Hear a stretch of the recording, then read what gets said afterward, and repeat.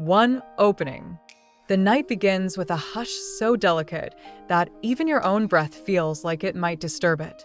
Somewhere outside the window, a stray dog barks once, and then the street falls back into silence.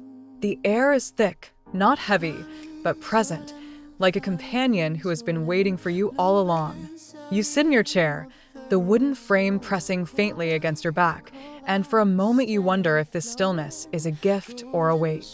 A single candle flickers on the table. Its flame bends towards some unseen current in the air, creating shadows that ripple across the wall. The scent of melted wax, faintly sweet and smoky, drifts upward and wraps itself around the room. Each inhale pulls it into your chest, and you feel the subtle warmth spread through your lungs. There is no music, no chatter of voices, no screens flashing with urgency. Just this, the sound of your own heartbeat, steady, insistent, asking you to pay attention. Perhaps you have felt this before. That peculiar moment when the world outside pauses, as if the universe itself is holding its breath. It is not loud, not dramatic. It is quiet, almost fragile, but it carries a weight that cannot be ignored. This is the doorway between the ordinary and the unseen.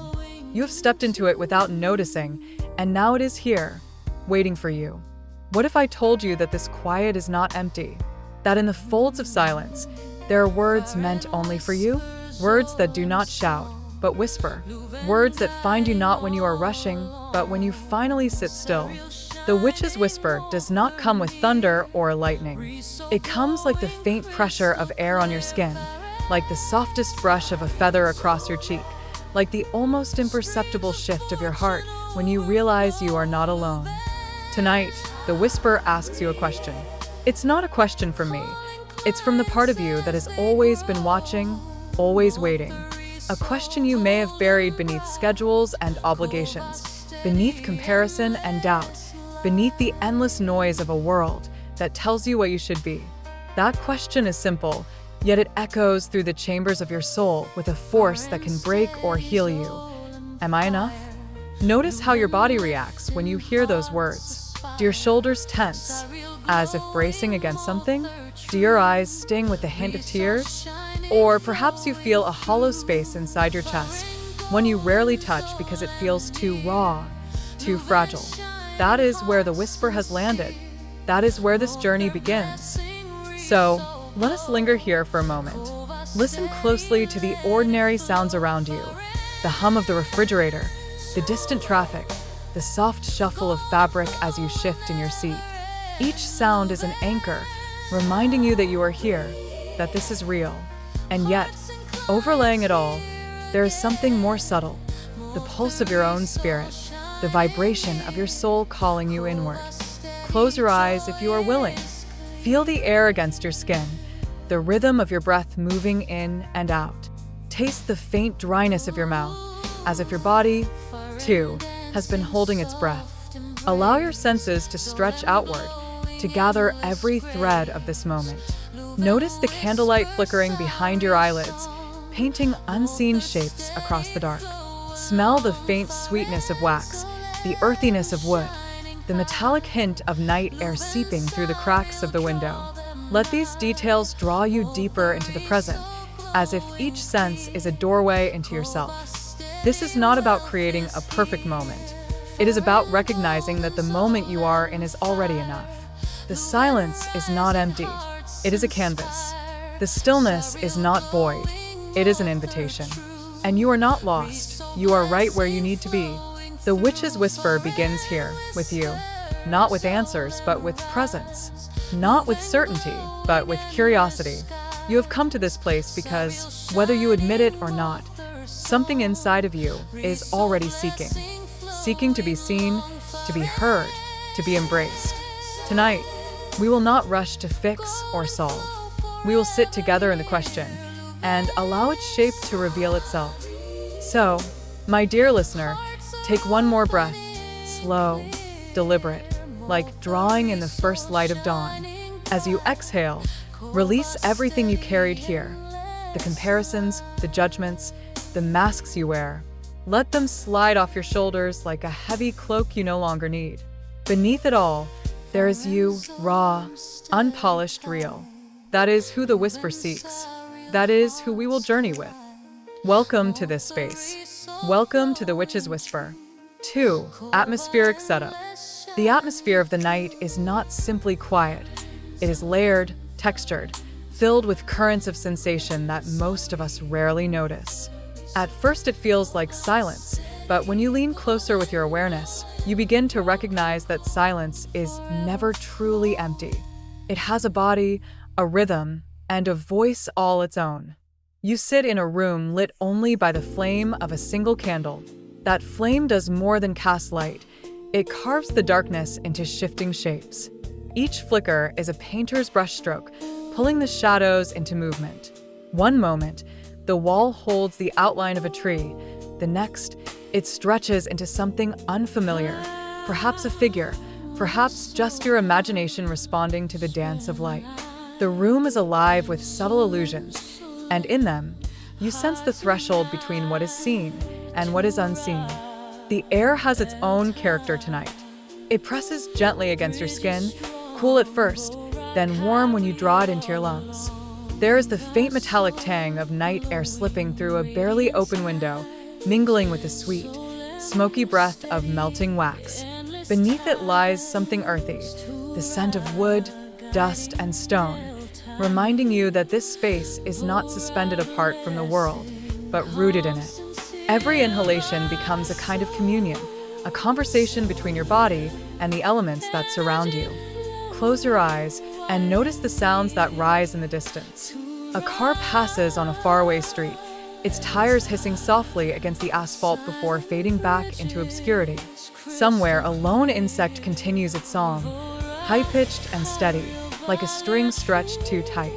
Each sound appears and disappears, yet the silence beneath them never falters. It is a silence so steady that it feels alive, a pulse that carries you inward. Now listen even deeper. You begin to hear the smaller sounds, the faint rustle of fabric as you shift in your seat, the creak of the chair beneath your weight, the soft rhythm of wax dripping onto the ceramic plate under the candle. Plink, plink, plink. A rhythm so subtle you would miss it in the noise of the day, but in this stillness, it becomes a drumbeat. Your awareness sharpens, and you realize that the atmosphere itself is orchestrating a symphony, not with violins or horns, but with the fragile instruments of night. Your body responds to this attention.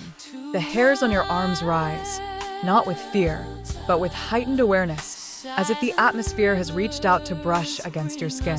You feel your heart, steady but insistent, each beat echoing in the cavity of your chest. The more you notice, the louder it becomes, until you are not sure if the sound belongs to you or to the night itself. It is as though the boundary between your body and the room has dissolved.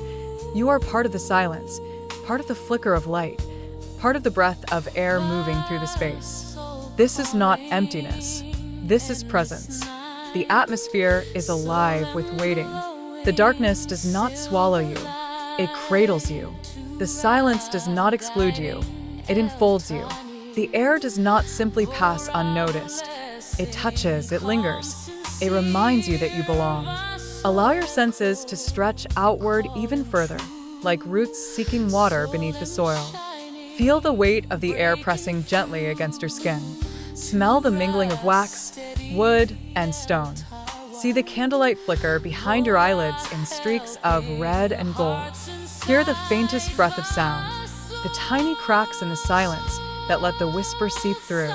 Taste the dryness in your mouth, the metallic edge that tells you are alive, present, awake. Stay here. Do not rush.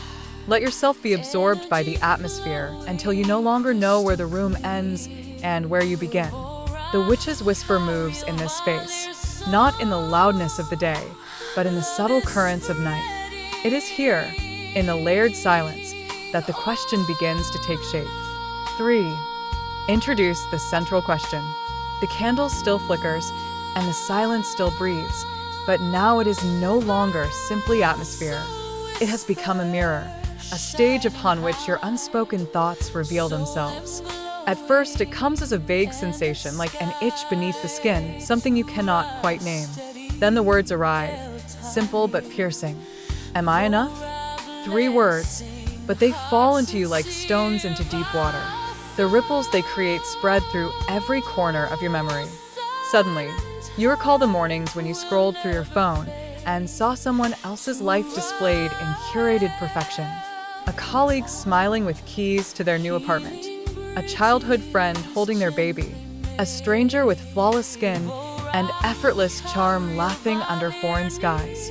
Each image was accompanied by a caption so casual, so easy, that you could not help but measure your own life against theirs.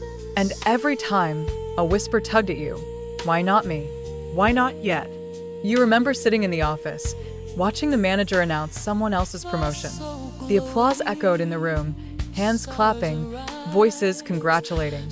Your own hands moved too, but with each clap, your chest felt tighter, your smile a little thinner. The room smelled of coffee and printer ink, ordinary and unremarkable, yet for you it became the scent of inadequacy. Later, you replayed the scene in your head, hearing not the applause but the silence that followed you home. Even on the simplest days, comparison finds you. Walking down the street, you notice a stranger dressed in clothes that fit perfectly, hair shining in the sunlight. It takes less than a second for your mind to leap. They look better. They must feel better. I am less. The thought is sharp, almost invisible, like the edge of paper that slices your finger before you realize you've touched it. By the time you notice the sting, the wound has already formed. This is the question. Am I enough? It hides inside these moments. It does not need to shout, because it knows how to infiltrate the quiet corners of your day. It waits in the pause before sleep, when the lights are off and your defenses are low. It slips into conversations, disguising itself as politeness when you say, I'm happy for you, even as your chest burns with envy. It curls itself around your victories, whispering, yes, but not quite. If you listen closely, you can even hear the question in your body. Your breath grows shallow when you think of others' success. Your shoulders tense, pulling inward as though to hide the parts of you that feel unfinished. Your stomach tightens, a knot of anxiety twisting every time you measure yourself against someone else's invisible yardstick. The body keeps score, and the score is never in your favor. Spiritually, comparison is not just an emotional habit, it is a drain. Every time you measure your life against another's, you redirect your energy away from your own path. Your soul, which came here to live its unique journey, becomes entangled in chasing a map that was never drawn for you. Comparison is a thief disguised as motivation. It does not push you forward. It pulls you sideways, scattering your energy into fragments that never add up to fulfillment. Imagine your soul as a compass. Its needle points toward your true north, your authentic desires, your unique growth. But when you are caught in comparison, it is as if dozens of magnets are placed around the compass, tugging the needle in every direction but home. You run, you chase, you exhaust yourself, and still you never arrive because you are following signals that do not belong to you. And yet, you cannot help it, because comparison is everywhere. Society feeds it to you in advertisements, showing you what you lack. Families slip it into conversations, asking why you are not yet married, not yet promoted, not yet accomplished. Even friends, without intending harm, can ignite it when they share their joys. It is not that their happiness is a weapon, it is that your soul has been trained to measure worth in units that were never yours to begin with. The question grows louder. Am I enough? Enough without the ring on your finger. Enough without the house deed in your hand. Enough without the curated photo of happiness to display online. Enough even when your life looks quiet, unfinished, ordinary. You may have tried to answer the question by running faster, by achieving more, by filling your schedule so tightly that there is no room to hear the whisper. For a moment, it works. You accomplish something, and for a brief breath, the question falls silent. But it always returns, because it was never about the outside markers. It was always about the voice within. Pause here and feel it. Where does this question live in you? Perhaps in the hollow behind your sternum, where loneliness sits heavy. Perhaps in the tension of your jaw, clenched against the words you never speak. Perhaps in the weight of your eyes, when you cannot look at yourself in the mirror without judgment. Wherever it is, acknowledge it. Do not turn away, because pretending it isn't there is just another way of answering no. The witch's whisper leans close now, not to silence the question, but to reframe it, to remind you that the very act of asking shows your soul's hunger for truth. That hunger is not weakness. It is a sign that you are alive, aware, and capable of change. So let me whisper to you. Comparison is not your teacher. It is your jailer. Its bars are invisible, but they are strong, and they grow stronger every time you agree with them. But the door has always been unlocked. The moment you turn inward and ask, "What do I truly want?" you begin to step outside. This is the heart of the central question. Not whether you are enough compared to others, but whether you will allow yourself to be enough as you are. The answer does not come quickly. It arrives slowly, through honesty, through practice, through courage. But it begins here, with you daring to face the question without running, without numbing, without disguising. So sit in this silence a little longer. Feel the candlelight warm your face. Hear the steady plink of wax on ceramic. Taste the dry night air as it brushes your lips. These are not random sensations. They are anchors, keeping you here, now, present with the question that has shaped so much of your life. And when the whisper comes again, "Am I enough?" do not rush to answer. Let it echo. Let it reverberate. Let it shake loose the illusions that have bound you. Because the truth is, the answer was never meant to be borrowed from anyone else's life. It was always waiting in yours. 4. The call. Have you ever found yourself lying in bed, the glow of your phone the only light in the room, your eyes burning from exhaustion, yet you keep scrolling, photo after photo, update after update, until one image stops you cold?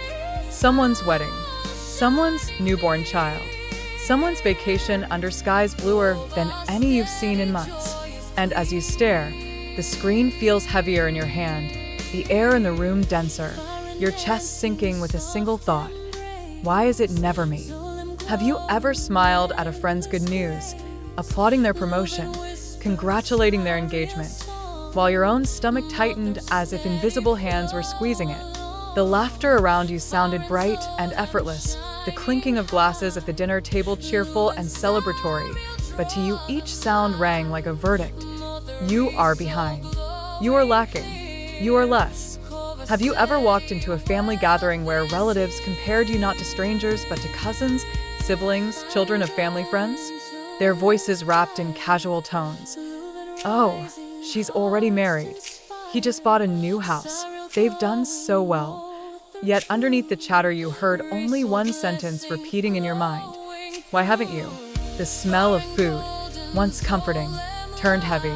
The light of the chandelier above seemed too bright, exposing every imagined flaw you carried with you. Have you ever been in love, yet found yourself haunted by comparison even there? You wonder if your partner secretly wishes you were slimmer, richer, more successful. You imagine their eyes drifting toward someone else, someone who seems to shine brighter. And though your heart longs for intimacy, comparison builds a wall brick by brick until you feel you must perform for love rather than simply receive it. The warmth of touch cools into doubt. The sweetness of affection sours with suspicion. Have you ever sat at your desk, fingers hovering over the keyboard, ready to post a small joy from your own life? A photo of the meal you cooked, the book you finally finished, the sunset that moved you, and then stopped? Because you thought who would care? It's not impressive enough. It doesn't compare. And so you swallowed your joy, letting it fade unshared, as if your happiness needed validation before it could exist. These are not small moments. They are the rituals of a culture addicted to comparison. And each time you live through one, your soul takes another step into the courtroom where comparison is judge, jury, and executioner. The trial never ends. The sentence is always the same, not enough. But listen closely. Do you hear what hides beneath these moments? The sound of your breath quickening when you scroll too long. The tightness in your chest when someone else succeeds. The dryness in your throat when you cannot speak your own joy. Your body has always known what comparison costs you. It reacts before your mind can explain it. Spiritually, comparison is more than habit, it is surrender. Every time you give your energy to someone else's story, you hand over a fragment of your own. It is like a spell, subtle but binding. The more you participate, the weaker your own compass becomes, until you cannot tell what you want from what the world tells you to want. Your spirit becomes scattered, pulled in directions that were never yours. And yet, beneath the ache, there is a truth. The very fact that you feel the sting of comparison means your soul is alive. Numbness would not ache. Indifference would not burn. The pain itself is proof that you long for something more authentic, more aligned, more yours. That longing is not shameful, it is sacred. So hear the call. It does not come in thunder. It does not arrive with lightning. It comes in the fragile tremor of your chest when you whisper, "Am I enough?" It comes in the quiet tears you wipe away before anyone notices. It comes in the moments you almost give up, but instead choose to keep listening. The witch's whisper calls you to this. You are not broken for asking. You are not wrong for longing. You are not alone in feeling the ache. The call is not a demand. It is an invitation. An invitation to stop running from the question and instead let it lead you home. To stop treating your worth as a scoreboard and start treating it as a sacred flame, unique, irreplaceable, already burning within you. So let this call echo through the silence around you. Let it sink beneath your skin, into your bones, into the spaces you've kept hidden. The call is not asking you to compare less. It is asking you to return to yourself more. Step closer. The door has always been here. The whisper is waiting. 5. Ordinary life. Morning arrives the way it always does, quietly, almost predictably. The alarm buzzes with its same shrill tone, a sound so familiar that you barely notice it anymore. You reach for your phone, swipe the screen, and the blue glow fills the room before the sun has a chance to. Outside the window, the city is stretching awake. The muffled roar of a bus pulling away from the curb, the faint chatter of early commuters, the rhythmic clink of a neighbor's dishes being stacked in a sink. These sounds are not intrusive. They are ordinary, the background hum of a life unfolding in routine. You step into the kitchen, and the smell of coffee begins to bloom as hot water hits the grounds. The kettle whistles softly, steam rising in thin ribbons. You open the refrigerator and feel the cool burst of air against your skin, the faint metallic scent of cold mixing with yesterday's leftovers. Bread slides into the toaster. The hum of the machine is steady, predictable. You butter the toast without thinking, bite into it without savoring, and sip your coffee as if it were fuel rather than comfort. This is the surface of ordinary life. The textures, the tastes, the sounds, they all promise stability. The morning shower with its rush of warm water over your skin. The familiar scent of soap that clings faintly as you dry off. The feel of fabric sliding over your arms as you dress. The faint static crackle of clothes pulled from the dryer. Outside, the streets are already alive. Footsteps echoing on sidewalks, car horns blaring impatiently, the mixed perfume of exhaust and bakery air drifting through the morning breeze. To anyone watching, nothing is wrong. You are functioning. You are showing up. You are living exactly as expected. Your colleagues greet you with nods and polite smiles. Your boss asks for updates, and you provide them. Your friends text you about dinner plans, and you respond with emojis. On the surface, your life holds the appearance of balance. Work, meals, conversations, sleep, repeat. But listen more closely, and the atmosphere tells another story. Beneath the rhythm of ordinary life, there are cracks too subtle for anyone else to see. The way your shoulders tense when you open your inbox, bracing for tasks that never seem to end. The way your stomach twists when you scroll through social media during your commute, each image a reminder of what you haven't achieved. The way you stand in front of the mirror before leaving home, tilting your chin, smoothing your clothes, wondering if anyone will notice the tiredness etched into your face. Even joy is muted. The laughter of coworkers around the lunch table reaches your ears, yet feels distant, as if you are watching through glass. The taste of your meal, salty, warm, filling, registers, but does not linger. The sound of a friend's voice on the phone comforts you briefly, then dissolves into silence that feels heavier than before. The ordinary world continues to move, but you are only half inside it. Ordinary life, for the soul that has begun to ache, becomes a mask. You perform the motions, and the motions look convincing. You check the boxes: wake, work, eat, sleep, but in the spaces between, the whisper of "Am I enough?" lingers. It hums beneath the sound of running water. It hides in the clink of silverware. It curls into the silence after small talk. It is here, in the ordinariness, that the deepest unease begins. Because nothing is visibly wrong. You are not broken, not failing, not in crisis. And yet, the hollowness persists. The repetition of routines becomes a kind of lullaby that soothes the outside world while your inner world quietly starves. The witch's whisper leans close in these moments, not to shatter the ordinary, but to reveal its cracks. To ask, what do you feel in the silence between footsteps? What do you taste in the food when you are not numbing yourself with distraction?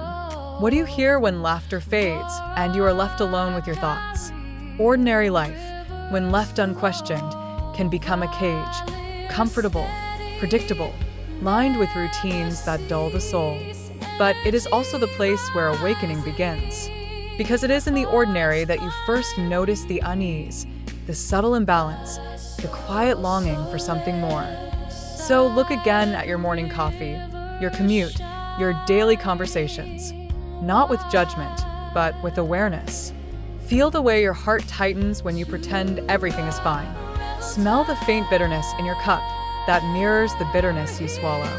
Hear the echo of your own voice saying, "I'm okay," when what you mean is, "I'm tired." See the way you glide through days without touching your own desires. This is the surface. This is the mask. This is ordinary life. And it is here, in the quiet cracks of the everyday, that the journey of the soul truly begins. 6. Subtle unease. It never begins with thunder. It begins with the smallest shifts, the kind you almost brush aside. You wake to your alarm, same tone, same hour, but today it pierces just a little deeper, as though its shrillness digs beneath your skin. You silence it, roll out of bed, and tell yourself it's nothing. You always wake this way. And yet, as your feet touch the floor, there's a heaviness, not exhaustion, not illness, just weight. Invisible, inexplicable, persistent. The shower hisses with familiar warmth, steam clouding the mirror. You wash your face, the scent of soap rising like always. But as the water runs down your cheeks, a thought flickers. I should feel refreshed. Why don't I? You dry off quickly, shake it away, pull on your clothes, and step into the day. On the subway, bodies press against you. The scent of cologne mixing with sweat, the metallic tang of rails and brakes filling the air. The rhythm of wheels against the tracks should be comforting, a routine heartbeat of the city. Instead, it grates, too loud, too fast. You glance at your reflection in the darkened window, and for half a second, you don't recognize yourself. Your face looks the same, yet different. Tired eyes, a jaw set tighter than you remembered. The train lurches, and you turn away, telling yourself again, it's nothing, just another day. At work, the office hums with fluorescent brightness. Emails pile up, keys clatter, printers whir. You laugh at the right jokes, nod at the right moments, sip coffee that tastes bitter but adequate. But beneath it, a pulse of unease beats steadily. Your shoulders ache from sitting, though you've barely moved. Your heart skips, just once, when you hear a colleague praised. You smile, but inside, a shadow whispers, you're behind. This unease follows you home. You drop your bag by the door, peel off your shoes, and collapse onto the couch. The television flickers, voices rising and falling in manufactured laughter. You watch without watching, your hand reaching absently for snacks. The crunch of chips fills your mouth, but the flavor barely registers. The salt lingers on your tongue, sharp and heavy, but does nothing to satisfy. You realize you've eaten half the bag without tasting a single bite. Later, lying in bed, the house finally quiet, the unease grows louder. You shift beneath the sheets, searching for a comfortable position. Your body is tired, but your mind stirs. A thought flickers. Something's wrong. You push it away. You list tomorrow's tasks, replay conversations, hum a song in your head, anything to drown it. But in the silence between distractions, the whisper returns. Something's wrong. Something's missing. You sigh, pull the blanket closer, and tell yourself you're just stressed. You'll be fine in the morning. But it doesn't leave. It lingers in the edges of your days. A girl's unease. A young woman once told me about her own quiet unraveling. She was 27, working in a job she didn't hate but didn't love, living in a small apartment with walls that echoed too easily. Her mornings were filled with coffee and podcasts, her evenings with takeout and glowing screens. To anyone watching, she was stable, earning enough, paying rent, smiling in group photos. But she confessed, "Every morning I wake up with this weight. I can't name it. I get ready like everyone else, but there's a moment, just before I step out the door, when my chest tightens and I feel like crying for no reason. I don't. I lock it down. I walk out, smile, function. But inside, something feels off." She shrugged when she said it, almost embarrassed, as though her unease was too trivial to matter. Yet her eyes shimmered with unshed tears. This is how subtle unease works. It convinces you that nothing is wrong because nothing is visibly collapsing. And yet, inside, the ground is shifting. A mother's unease. Another story. A mother balancing work, children, and endless responsibilities. Her days were loud. Laughter, arguments, clattering dishes, cartoons blaring from the television. She moved from task to task, always busy, always needed. But at night, when the house grew still, she would sit at the kitchen table long after everyone else had gone to bed. She would place her hands flat on the table, feel the cool surface under her palms, and whisper to herself, "Why do I feel so empty?" She loved her children. She loved her family. But the unease was there, persistent, gnawing, like a quiet hunger. No one else saw it. She didn't dare speak it, but it lived inside her, waiting to be acknowledged. The body speaks. Unease is not only emotional, it speaks through the body. The headache that lingers behind your eyes. The tightness in your jaw when you smile too long. The restless tapping of your foot under the table. The shallow breaths you take when you think no one is watching. These are not random. They are signals. The body becomes the messenger of the soul. When your spirit feels unseen, your body aches to be noticed. When your heart feels unheard, your chest grows heavy. When your truth is ignored, your breath shortens, your stomach knots, your shoulders curl inward. Subtle unease is the language of the body trying to speak the silence of the soul. Spiritual analysis. Spiritually, unease is the first crack in the armor of denial. It is your soul pressing against the mask of ordinariness you've been wearing. Most people misinterpret it. They think it's just stress, fatigue, or mood. They medicate it with distractions. Endless scrolling, endless tasks, endless noise. But unease is sacred. It is the whisper that tells you your soul is alive enough to notice imbalance. Think of it like this. Your soul came with a compass. Every choice aligned with your truth strengthens the needle's direction. But each time you silence your unease, the compass grows weaker. The needle shakes, trembles, points nowhere. You feel lost not because you lack a path, but because you stopped listening to the signals. The witch's whisper enters here. Pay attention, it says. Do not dismiss what feels off. These are not accidents. They are openings. Reflection. So, ask yourself, when was the last time you felt that heaviness for no reason? When did your laughter fade too quickly? Your smile strain too long? When did your body ache, not from work, but from silence? Unease does not mean you are broken. It means your soul is knocking. The witch's whisper. Do not rush past the small cracks, the whisper says. The soul rarely begins with earthquakes. It begins with hairline fractures, tiny, persistent, waiting. If you ignore them, they widen. If you listen, they guide you to the truth you've been avoiding. So tonight, as you sit in your ordinary life, notice the subtle tremors. Notice the places that feel heavier than they should, hollower than they appear. These are not failures. They are invitations. And if you dare to lean in, They may lead you to the freedom your soul has been seeking all along. 7. First crack. It doesn't announce itself with warning signs printed in bold.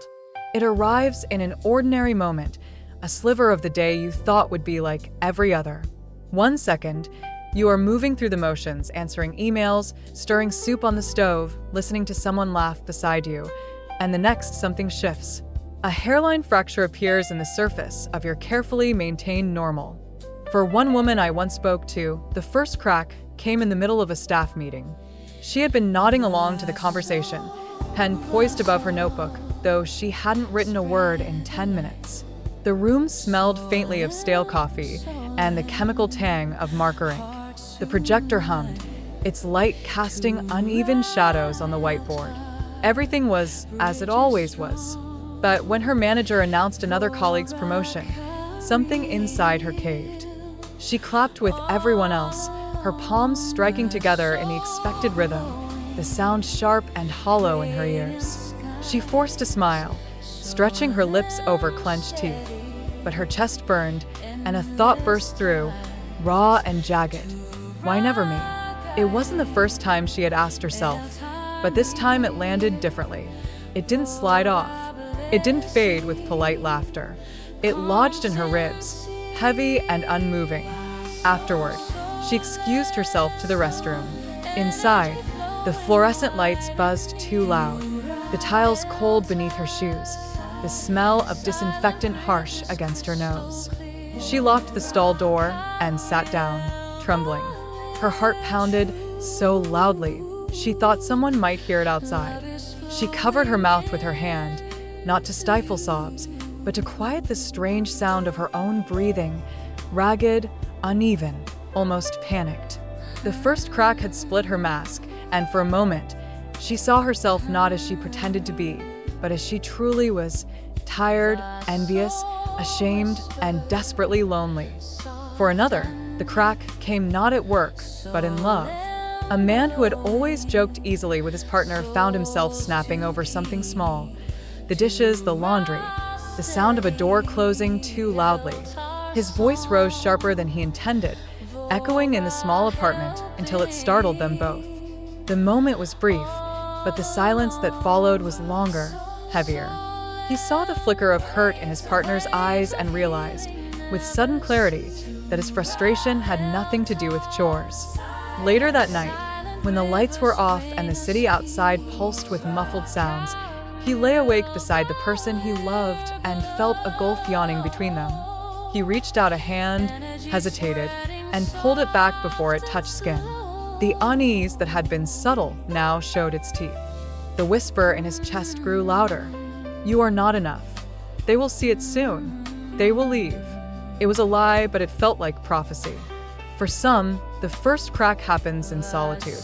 Imagine sitting at your desk at home, the hum of your laptop filling the room, the faint scent of dust rising from old papers stacked too high.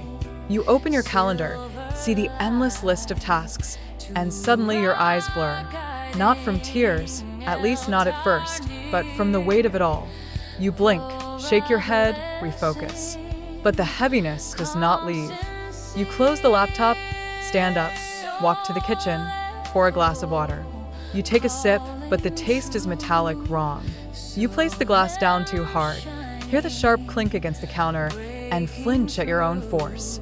In that moment, you realize, I'm unraveling, and no one sees it. The nature of the crack. The first crack is never catastrophic in appearance. To the outside world, you are still functioning. You laugh at the right times, reply to texts, show up where you're expected. But inside, something is broken. The crack is private, invisible, yet it changes everything. Because once it appears, you cannot unsee it. You cannot pretend the mask is seamless anymore. It is the moment when denial begins to falter, when your soul finally forces a tremor through the structure of your ordinary life. You may try to plaster it over, tell yourself you're just tired, just stressed, just emotional. But the crack remains. And once it's there, the rest of your facade is weaker. Sensory imprint.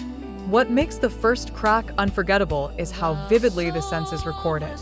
The harsh buzz of fluorescent lights, the bitter taste of coffee gone cold, the sound of your own breath, uneven and strange in your ears, the feel of your chest tightening as though the air has thickened around you. These details brand themselves into memory because the body knows when something deeper is breaking.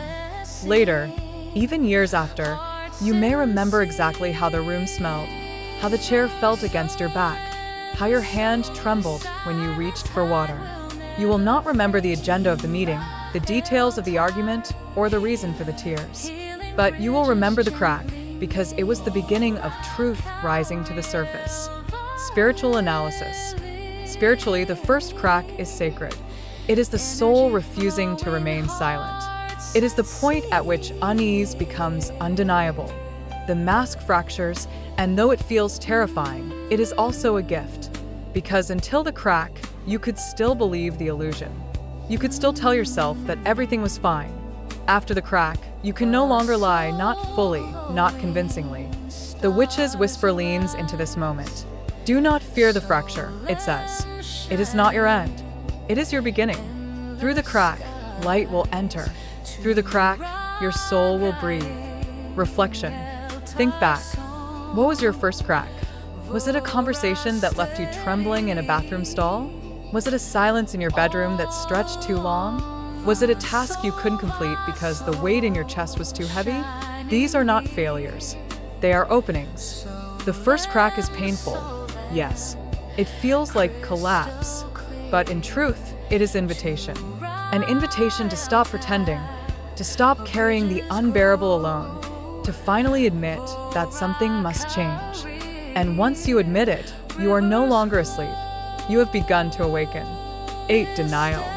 The first crack has already formed. You felt it. The burning in your chest at the meeting, the sharp words that slipped in a moment of frustration, the sudden heaviness in solitude. But instead of allowing yourself to stop and listen, you patch it over. You tell yourself, it's fine. I'm fine. Nothing is wrong. Denial is not loud. It is quiet, practiced, almost graceful. It slides into your life like a mask you've worn so many times you forget it's not your real skin. To the outside world, you look the same. You smile, you nod, you post cheerful updates, you keep moving. Inside, though, the fracture widens. The office mask. Take, for instance, the woman in the office who sat in that meeting. After her breakdown in the restroom, she washed her face with cold water until the redness faded. She reapplied lipstick in front of the mirror, straightened her blazer, and stared at her reflection until she could convince herself the trembling was gone. Then she unlocked the stall, stepped out, and walked back to her desk as though nothing had happened. Her colleagues asked her a question, and she answered smoothly. She even made a small joke, her voice light, her timing perfect. No one suspected that 10 minutes earlier, she had been swallowing sobs. No one smelled the faint sting of disinfectant that clung to her clothes, the scent of her breakdown hidden beneath perfume. She performed denial like a professional, and the world applauded silently because denial makes everyone else comfortable. The family mask. For the mother at the kitchen table, denial looked different. After whispering, "Why do I feel so empty?" into the darkness, she wiped her eyes with the sleeve of her sweater. She rose quietly, careful not to wake anyone, and rinsed her mug in the sink. The clatter of porcelain against metal was sharp in the still house. She told herself she was just tired. Tomorrow would be better. She folded the dish towel neatly, straightened the chairs around the table, and tiptoed to her room. When her children woke the next morning, they saw her smiling. She packed lunches with practiced efficiency, kissed foreheads, and reminded them not to forget their homework.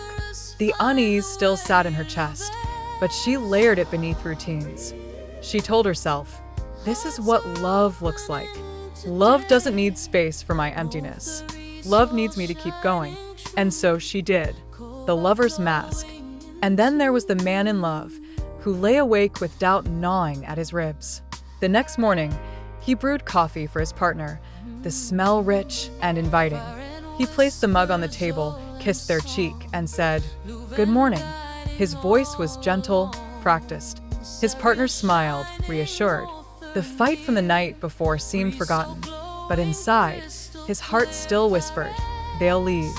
You're not enough." He didn't say it. He didn't dare. Instead, he doubled his kindness, overcompensated with gestures, laughed at jokes that didn't land. He told himself, "If I just try harder, the crack will seal." But cracks don't seal under pressure. They spread. Denial in the body. Denial isn't only mental, it is physical. It shows in the forced smile that strains your jaw, in the laughter that dies a second too quickly, in the shoulders that ache from carrying burdens you never set down. You tell yourself you are fine, but your body disagrees. The headaches return. Sleep is restless. Your breath shortens. You swallow the truth, but it does not dissolve. It collects, heavy and bitter, pressing deeper with each day. The psychology of pretending. Denial is seductive. It promises control. It whispers, if you can just hold it together, no one will know. If you can keep moving, it will all pass. And for a while, it works. You go through routines, and life continues. The world does not collapse. But inside, the cost mounts. Because denial requires constant energy. You must keep smiling, keep performing, keep layering words over silence. And the more you deny, the further you drift from yourself. Spiritual analysis. Spiritually, denial is not neutral. It consumes. Every time you say, "I'm fine," when you're not, you spend energy holding the mask in place. That energy could have gone toward healing, toward listening, toward realignment. Instead, it feeds the illusion. Denial is a leak in the soul's reservoir. Slowly, quietly, it drains you until one day you wake and realize you are exhausted. Not from living, but from pretending. The witch's whisper enters here. Beloved, you do not need to be fine to be worthy. You do not need to wear perfection to be loved. Every "I'm fine" you speak against your truth is a seed of loneliness planted in your own heart. Reflection. Think back. How many times today did you say "I'm fine"? How many times did you smile when you wanted to cry? How many times did you silence your heart because you feared the inconvenience of your truth? Denial feels safe, but it is not safety. It is silence. And silence, if left too long, becomes a cage. The witch's whisper. Do not fear the crack, the whisper says. Do not cover it with words that do not belong to you. Denial may keep others comfortable, but it will starve your soul. Let the mask slip, even for a moment. Let your truth breathe. The student's mask. For a university student, denial often wears the face of performance. She sits in the library with textbooks spread wide, highlighters scattered across the desk. Around her, others are bent over notes, the quiet rustle of pages turning filling the air. She bites her lip, takes a sip from her coffee cup, and forces her eyes to focus. From the outside, she looks diligent, determined, a picture of discipline. But inside, her thoughts scatter. Each line of text blurs into the next. Her chest tightens, not from the difficulty of the material, but from the nagging voice. Everyone else is ahead. You're the only one falling behind. Tears sting her eyes, but she blinks them away quickly, tilting her head as if adjusting her vision. She laughs softly when a friend walks past, waves, says she's fine. The truth remains buried. When she returns to her dorm, the mask continues. She scrolls through social media, liking pictures of classmates celebrating internships, travels, new opportunities. She types comments of congratulations, all while the whisper deepens, "You're failing. You're nothing." Still, she denies it. She tells herself she's just stressed, just tired, just not trying hard enough. She keeps wearing the mask, even when it suffocates. The elder's mask. Denial doesn't belong only to the young. An older man, retired, spends his afternoons on the porch watching the street. Neighbors greet him, and he waves cheerfully. He waters his plants, trims the hedges, keeps everything neat. To others, he looks content, settled. But at night, sitting in his living room with the clock ticking too loudly, he feels the weight of silence. Memories of things undone press against him. Regrets rise like ghosts. His chest aches with the thought that perhaps his life was not enough. But when his children call, he says, "I'm fine. Everything is good." His voice is strong, steady. The mask holds. Inside, the crack widens. The cult of positivity. Modern life teaches denial as though it were virtue. We are told to stay positive. Look on the bright side. Fake it until you make it. And so we do. We paste affirmations on mirrors, smile in photos, repeat mantras until our throats are dry. But sometimes, positivity is not medicine. Sometimes it is paint covering the mold growing underneath. A woman I once counseled said she forced herself to list 3 things she was grateful for every night. It helped for a while, but then she realized she was using gratitude to silence herself. She wrote, "I'm grateful for my job," even though her job drained her spirit. She wrote, "I'm grateful for my family," even though her marriage was cracking. Gratitude became denial, not healing. The cost of pretending. Denial consumes energy, like a fire that never rests. Each "I'm fine" spoken against your truth is a log thrown into the flames. You keep burning, but not in the way that warms. You burn in the way that destroys. The longer you deny, the more exhausted you become. This exhaustion is not like ordinary tiredness. Sleep does not cure it. Vacations do not ease it. It is the fatigue of carrying a mask too heavy for too long. The smile you force begins to ache in your cheeks. The voice you use feels foreign in your mouth. One day, you catch your reflection and realize you do not recognize the person staring back. Spiritual analysis. Energetically, denial is fragmentation. Your soul, which longs to be whole, is split. One part lives in truth, pressing at the edges of your being, while the other part lives in illusion, keeping the mask intact. The tension between them grows. You feel it as restlessness, as disconnection, as emptiness. Denial also attracts shadow, because when you silence your truth, you create a vacuum, and vacuums are always filled. You find yourself more vulnerable to envy, resentment, even despair. These are not punishments, they are signals. They are the soul's way of saying, "I cannot live in silence any longer." Approaching collapse. The danger of denial is that it works until it doesn't. You can maintain the mask for months, years even. But every crack you ignore spreads, and eventually the pressure inside becomes too great. The mask shatters, often in the most inconvenient, most painful ways. A breakdown in the middle of a meeting, a fight that ends a relationship, a sickness that forces you to stop. Denial delays, but it cannot prevent. The witch's whisper comes close here, its voice neither condemning nor cruel, but firm. Beloved, denial is not protection. It is postponement. You cannot outrun your soul. The longer you wait, the louder it will call. The longer you hide, the deeper the fracture will cut. Do not fear your truth. It is the only ground strong enough to hold you. Reflection. How many times have you used laughter as a shield? How many times have you insisted, "I'm fine," while your chest burned with unshed tears? How many times have you carried the mask so long that you forgot what your own face feels like? This is the cost of denial. And though it feels like safety, it is erosion. The witch's whisper. Let your silence break. The whisper says, let your truth speak, even if it trembles. The mask may protect you from judgment, but it also locks you away from freedom. Do not be afraid to take it off. The world may not applaud, but your soul will breathe. 9. Struggle. The nights are the hardest. By day, you can still pretend. Work fills the hours. Conversations keep your mouth moving, even if your heart remains silent.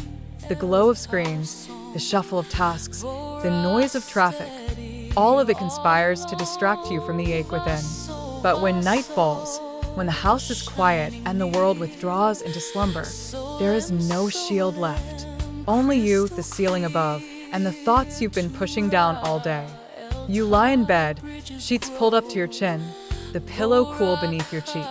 The hum of the refrigerator in the kitchen becomes deafening in the silence. The faint tick of the clock feels like a hammer striking your ribs. You turn, shift, adjust the blanket. Nothing works. Your body is tired, but your mind is wide awake, restless, relentless, unraveling. One moment, you rehearse tomorrow's tasks, emails, errands, meetings. The next, you replay conversations from years ago, words that no longer matter but still sting. A laugh you didn't join, a moment you were overlooked, a dream you abandoned. They march through your mind like ghosts in a procession, each demanding attention. You close your eyes tighter, as if darkness can shield you from memory. But the memories sharpen. You feel again the sting of comparison, the ache of denial, the hollowness of smiles that never reached your eyes.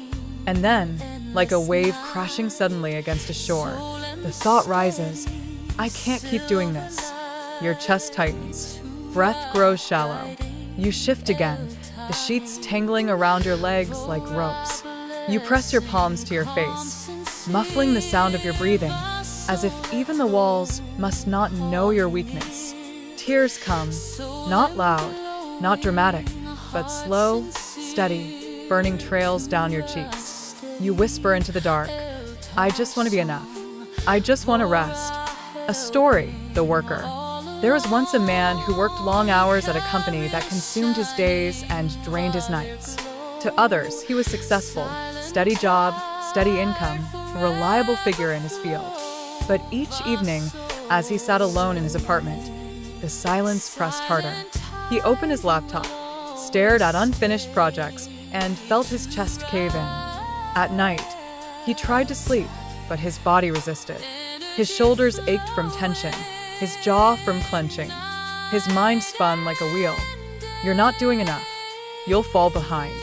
You'll lose everything. The ceiling became a mirror, reflecting his deepest fears. And though he woke each morning, dressed and smiled at colleagues, he felt himself withering. His struggle was not visible. No one saw the way his hands trembled when he locked the door behind him at night. No one heard the sighs that escaped between tasks. He carried his struggle alone, as if shame were stitched into his skin. A story, the lover. Another story, a woman who loved deeply but doubted constantly.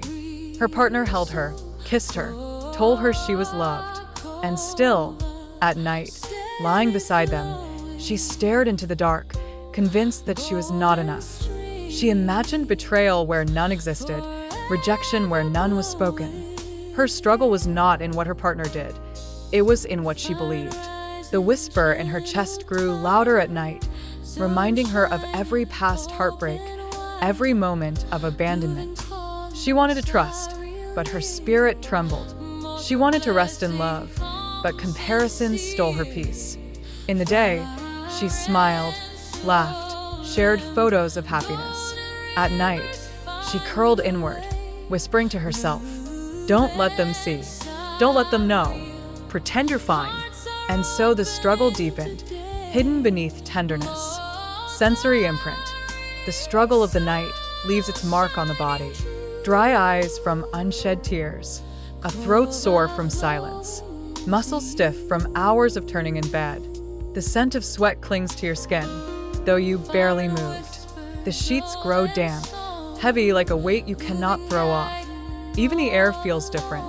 Too thick, pressing against your lungs. Too still, amplifying every sound. The hum of the streetlight outside becomes a siren. The distant bark of a dog sounds like accusation. The night is supposed to heal, but instead it becomes battlefield. Spiritual analysis. Spiritually, this is the battlefield of the soul. Struggle is not failure. It is proof that the soul is alive and unwilling to stay asleep. The war between hope and despair plays out in your chest, not to destroy you, but to push you to the edge where transformation becomes possible. The witch's whisper leans into this battlefield. You are not weak for struggling. You are not lost because you cry. Struggle is the sound of your soul refusing to die in silence. Struggle is your spirit's protest against the prison of denial. This is only the beginning. The struggle will deepen. It will carry into the day, into relationships, into every corner of your being. But for now, we sit in this moment. The sleepless night, the whispered, I can't keep doing this, the fragile yet unbroken truth that even in struggle, your soul still fights to be free. Morning comes, but it does not bring relief. The alarm buzzes again, and though you slept in fragments, half dream, half wake.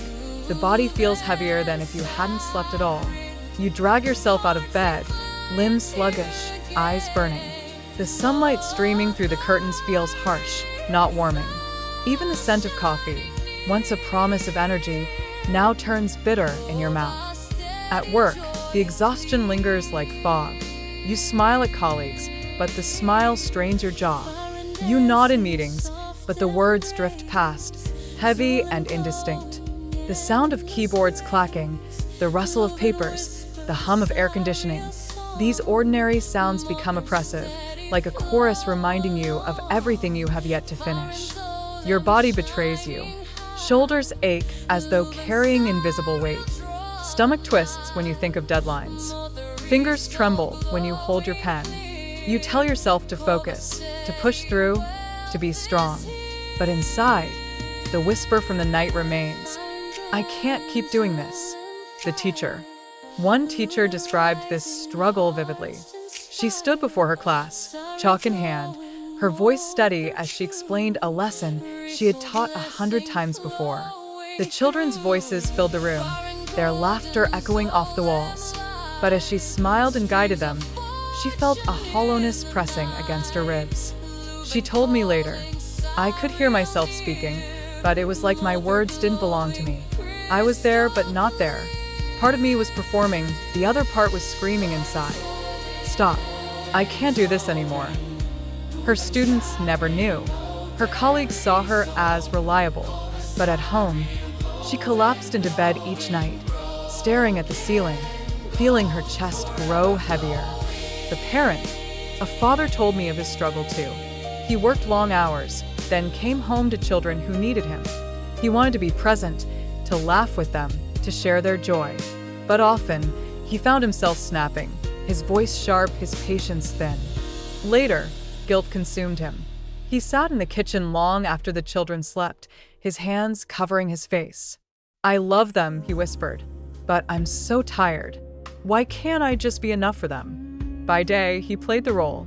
He packed lunches, drove carpools, attended games. But inside, his struggle roared louder. Hope and despair pulled at him like opposing tides, leaving him gasping in the middle.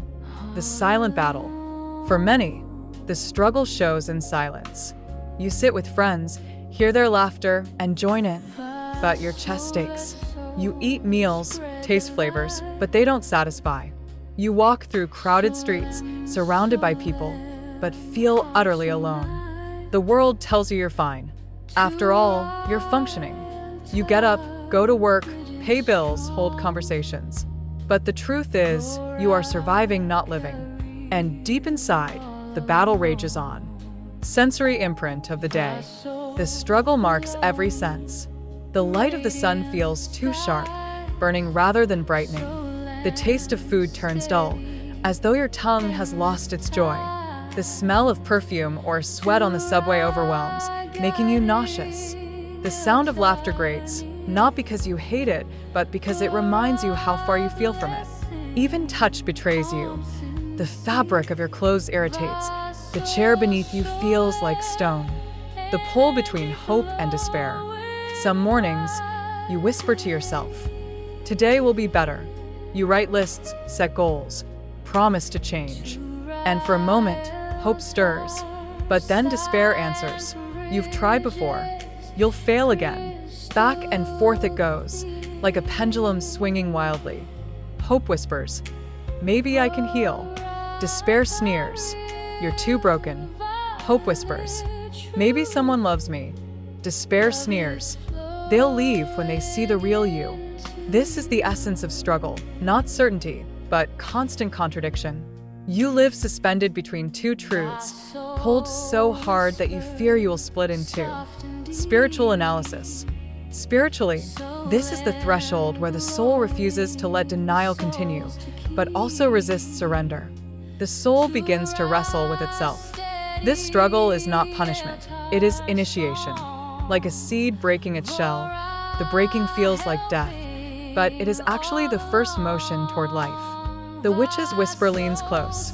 Struggle is not your failure. Struggle is your soul pushing against the shell that no longer fits. Every tear, every restless night, every sigh at your desk. It is the sound of your becoming. By the third week of sleepless nights, the body begins to speak in louder tones. Headaches no longer fade with aspirin. The ache in your shoulders lingers even after stretching. Food loses its taste, not sometimes, but always. The simplest acts feel monumental. Folding laundry, answering an email, calling a friend back. Each task is a mountain, and your spirit is weary from the climb. And still, you keep pretending. You show up because what else can you do? You answer the phone, force a smile, nod in meetings. But beneath the surface, the battle rages. Hope and despair keep pulling you apart until you no longer know which voice is yours. The breaking point at work.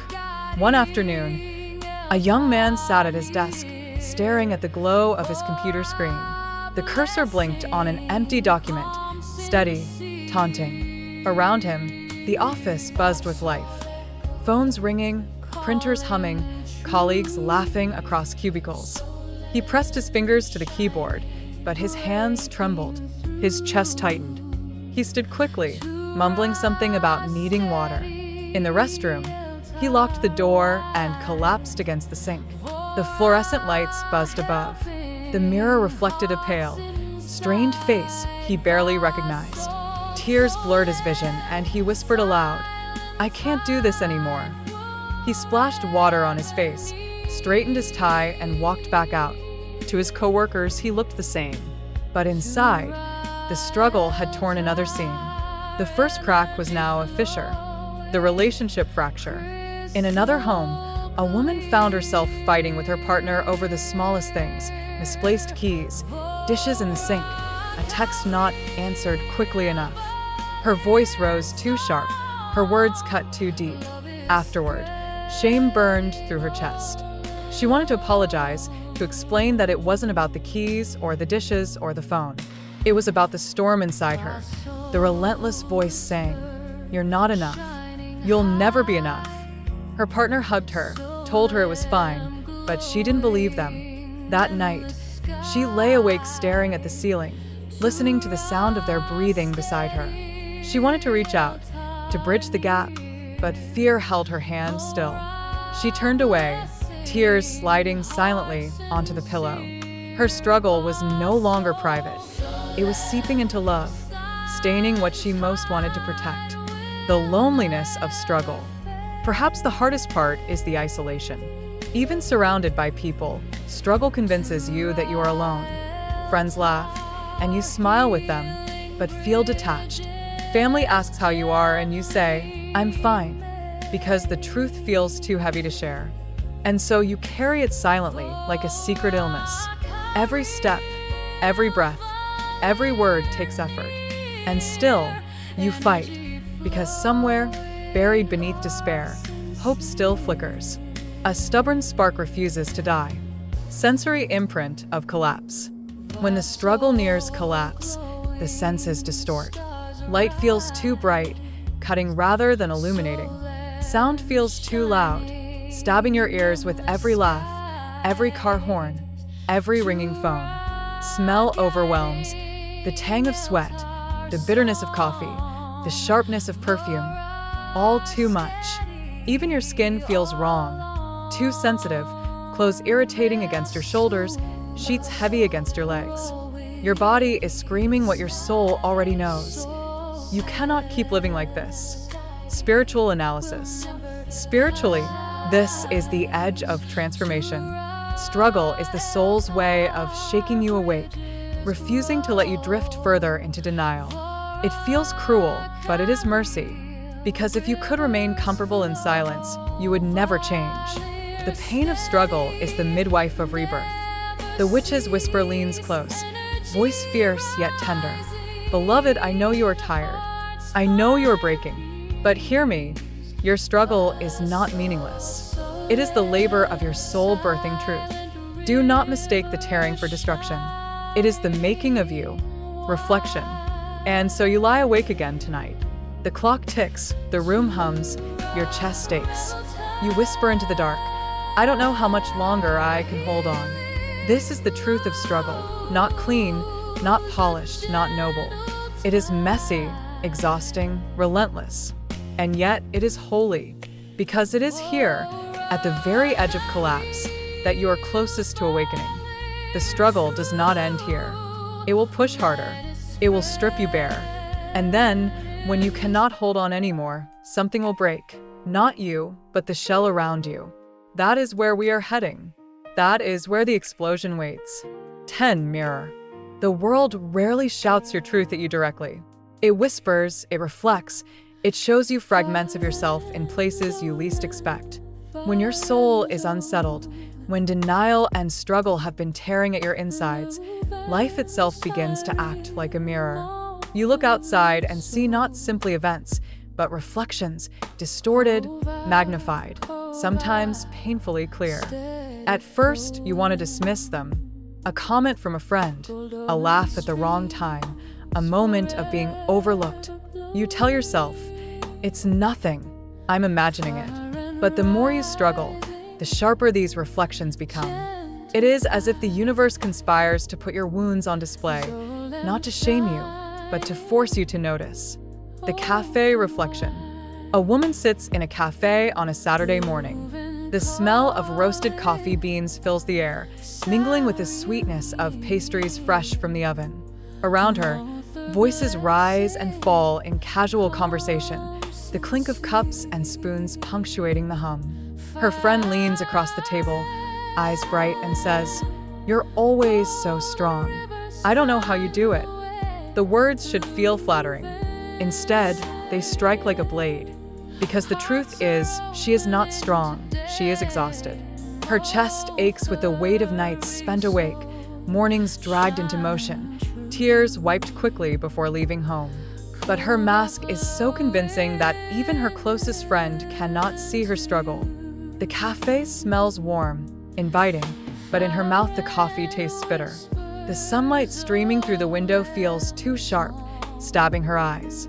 She forces a laugh, changes the subject, but inside, her soul trembles. The mirror has spoken. Your mask is working too well. No one sees you. The workplace reflection. A man works long hours in an office tower, its windows gleaming against the city sky. Inside, fluorescent lights buzz faintly, keyboards clatter, phones ring. He tells himself that his sacrifice is worth it, that stability, reputation, and security will eventually silence the voice inside him that says you're not enough. One afternoon, a promotion is announced. He claps politely, forces a smile, shakes the hand of his colleague. But as the office fills with congratulations, he feels his stomach knot. His own sacrifices, missed dinners, restless nights, strained relationships, rise in his chest like bile. The mirror is merciless. It shows him the truth he doesn't want to see. All his effort has not quieted the emptiness. The applause around him feels distant, hollow.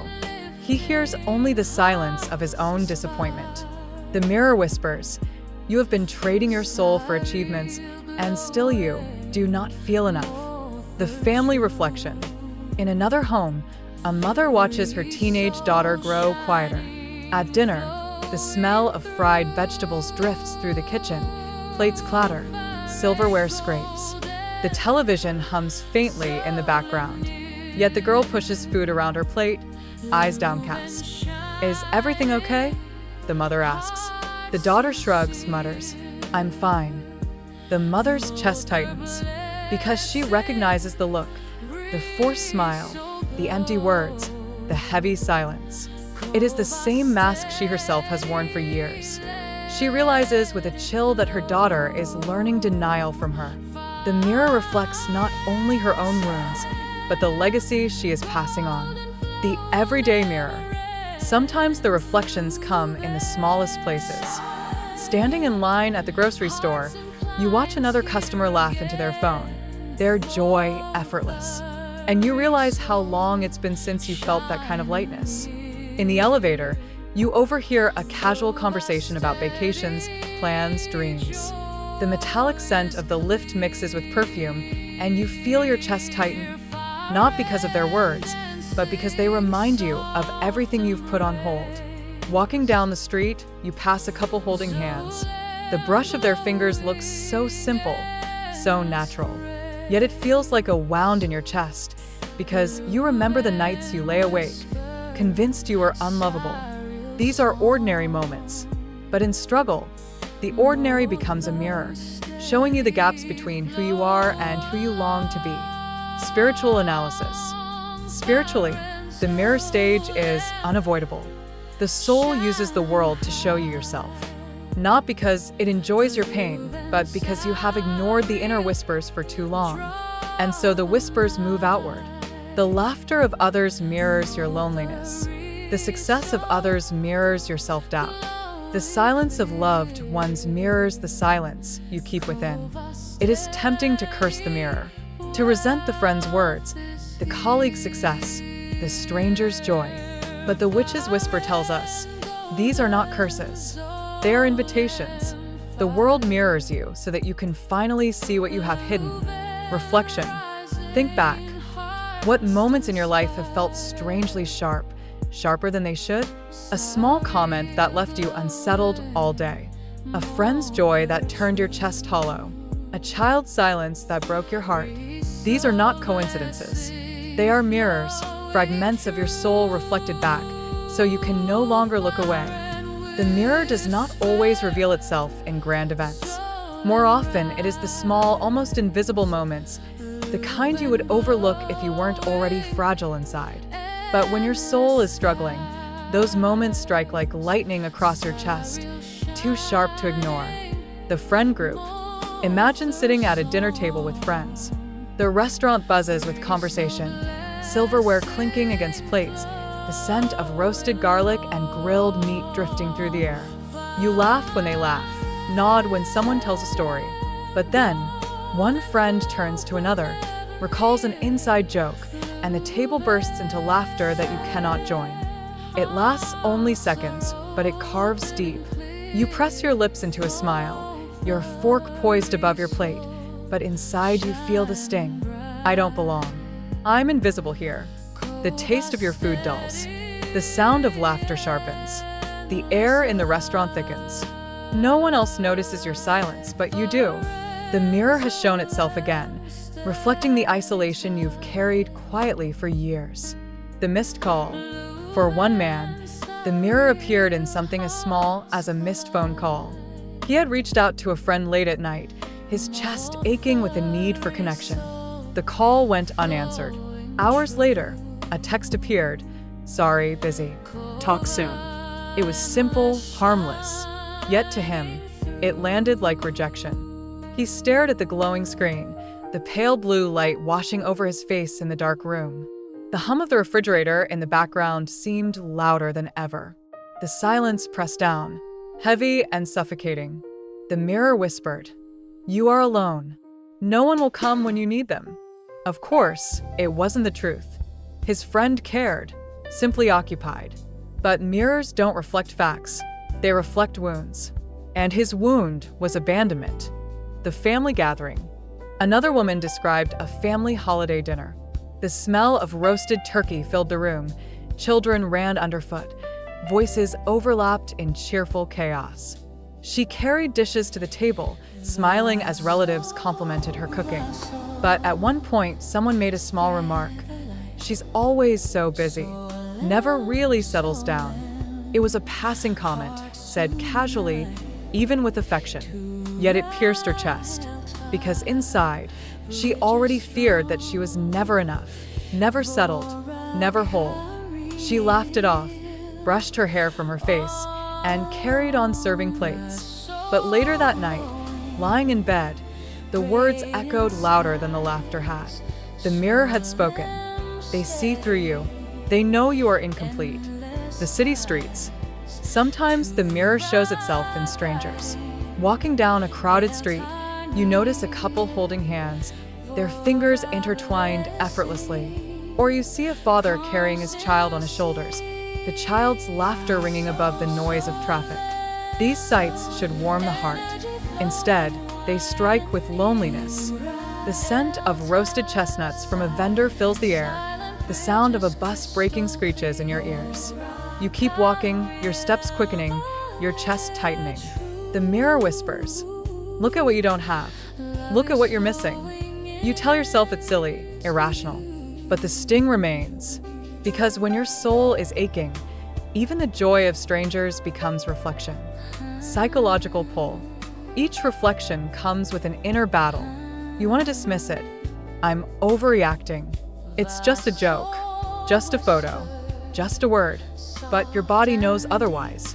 The tightness in your throat, the sting in your eyes, the heaviness in your stomach. These are not imagination. They are truth breaking through the cracks. The mind argues, stay strong. Ignore it. Keep smiling. The soul whispers, look closer. This is you. This is what you hide. And in that tug of war, denial strengthens even as the fracture deepens. Spiritual analysis. Spiritually, the mirror is both painful and merciful. Painful because it exposes the very things you most want to hide. Merciful because it refuses to let you drown unseen. When you won't acknowledge your wounds, life will. When you silence your truth, the world will speak it back to you. This is not punishment. It is awakening. Every mirror is a signpost, pointing you toward the work your soul longs to do. The witch's whisper. Beloved, the whisper says, do not despise the reflection. The words that cut too deep, the moments that sting too much, the silences that feel unbearable. These are not proof that you are broken. They are proof that you are ready to see. The mirror does not come to mock you. It comes to heal you, but only if you dare to look. The reflections do not fade with time. They multiply. They grow louder. The more you try to ignore them, the more insistent they become. It is as if the universe itself has conspired to hold a mirror in front of your face, refusing to lower it until you finally see. The mirror of silence. Sometimes, the mirror is not a word or a scene. It is silence. A friend forgets to reply. A loved one seems distracted. A colleague passes you in the hallway without greeting. These silences are small, ordinary, perhaps even meaningless. But in the chest of someone already struggling, they land like proof. You are unseen. You don't matter. The absence becomes presence. The silence roars. It doesn't matter what their intentions were. Your wound interprets it as rejection. The mirror reflects not reality, but fear. The mirror of comparison. One young woman described how scrolling through her phone became torture. Each photo of a smiling face, each caption of joy, felt like accusation. The smell of her own cold dinner beside her desk contrasted with images of friends dining out. The dull light of her apartment lamp mocked the golden glow of sunsets captured elsewhere. Her rational mind whispered, "It's just social media. Everyone curates their lives." But her soul heard something else. You are behind. You are less. You are failing. The mirror of comparison did not show truth, but it showed the wound that ruled her. The mirror of repetition. For some, the mirror comes through repetition. The same kind of relationship, the same arguments, the same disappointments replay again and again. Different faces, different seasons, but the same ache.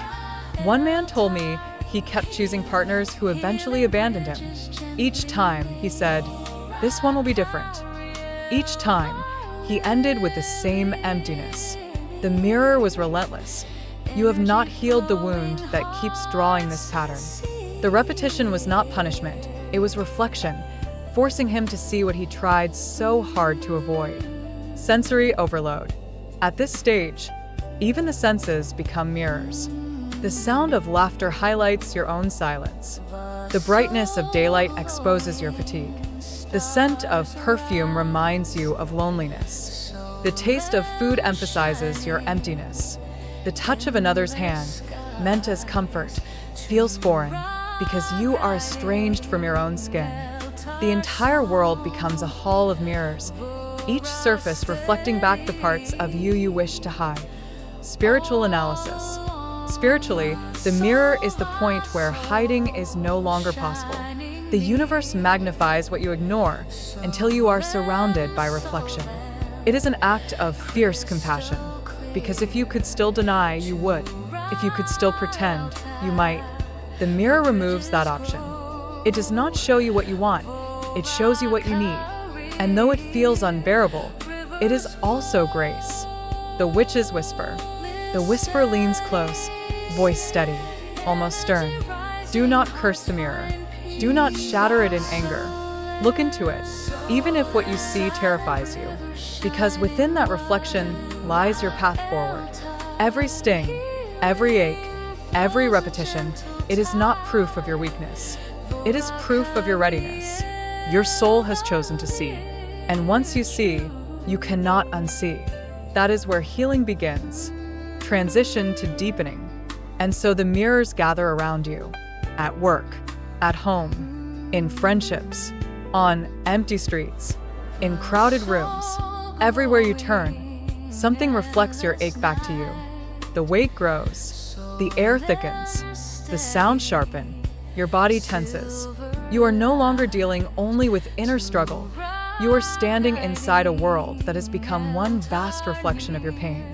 The mirror stage does not end in quiet. It pushes you further, presses harder, until you feel the atmosphere itself collapsing inward. This is where the deepening begins. 11. Deepening.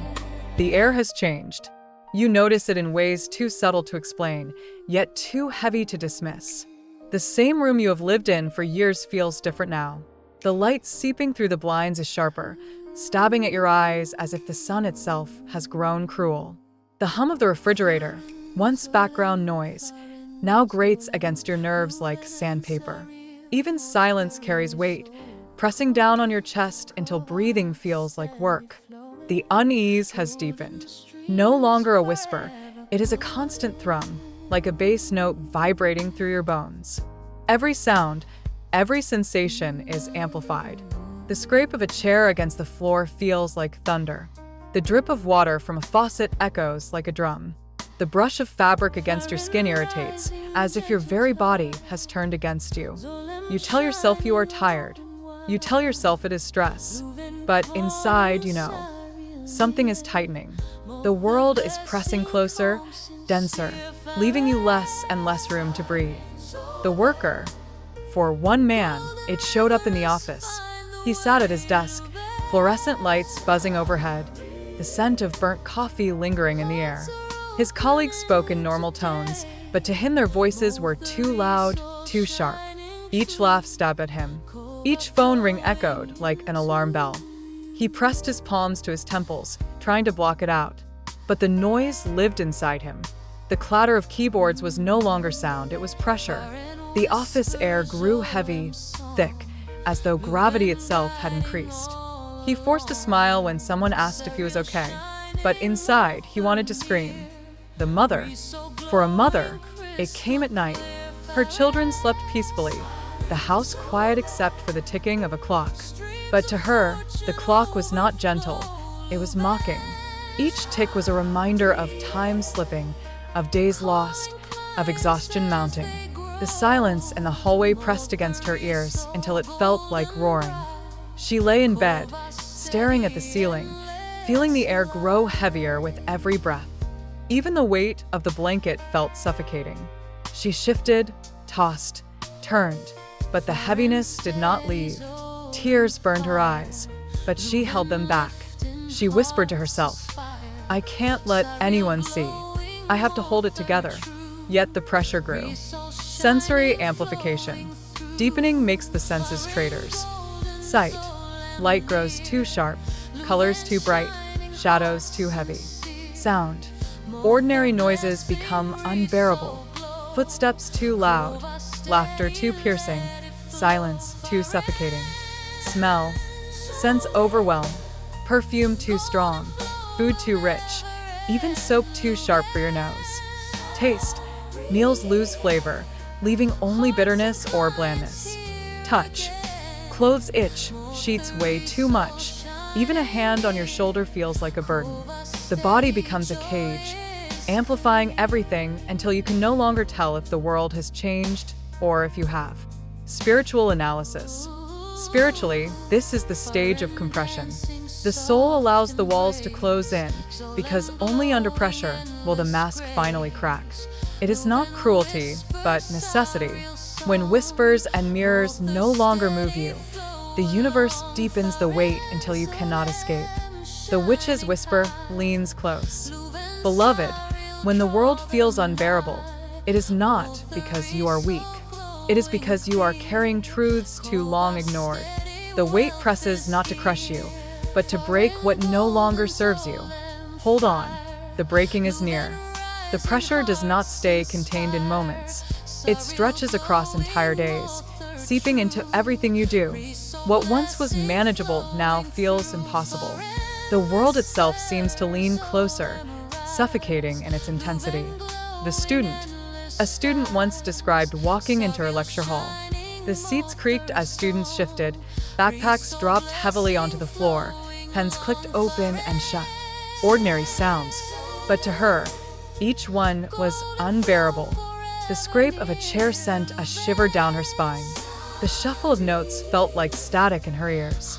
The professor's voice boomed too loud, even though the microphone was set low. Every word echoed inside her skull until she wanted to cover her ears. She tried to focus, but the letters on the projector blurred.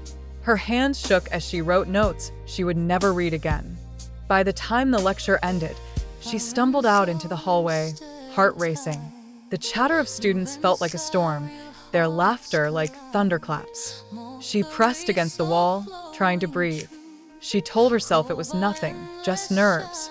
But the weight was real. The world had grown heavier, and her body was crumbling beneath it. The partner. For a man in love, deepening arrived not in classrooms or offices, but in his own home. His partner laughed one evening, a light-hearted sound, innocent and pure. But to him, the laugh felt distant, unreachable. He sat beside them on the couch, their shoulders touching, yet felt oceans apart. The television flickered, images bright, sound sharp. He stared at the screen but heard nothing.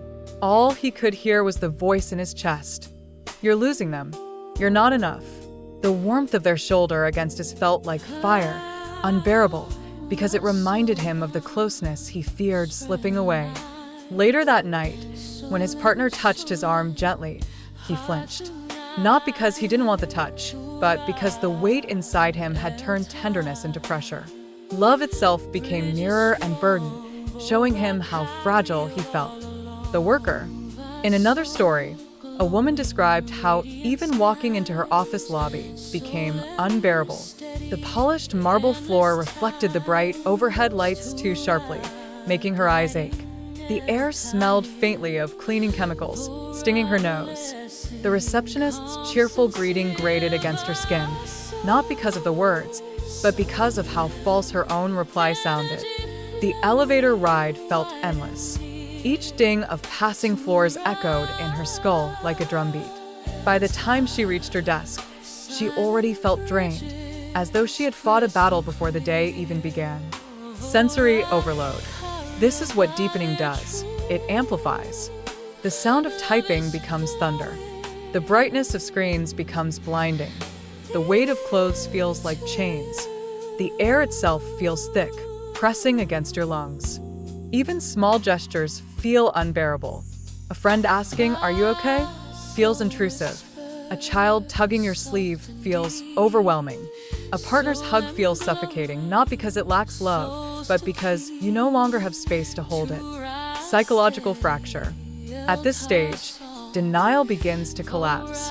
You can no longer convincingly tell yourself, "I'm fine." The words catch in your throat. The mask slips. In mirrors, in photos, in reflections, you see exhaustion etched into your face. Your inner dialogue becomes harsher. You're weak. You should be able to handle this. Everyone else manages. Why can't you? And yet, beneath the cruelty, another voice trembles. Please, let me rest. Please, let me stop pretending. The battle between self-condemnation and desperate longing becomes unbearable. Spiritual analysis. Spiritually, deepening is the soul's way of cornering you. It removes escape routes.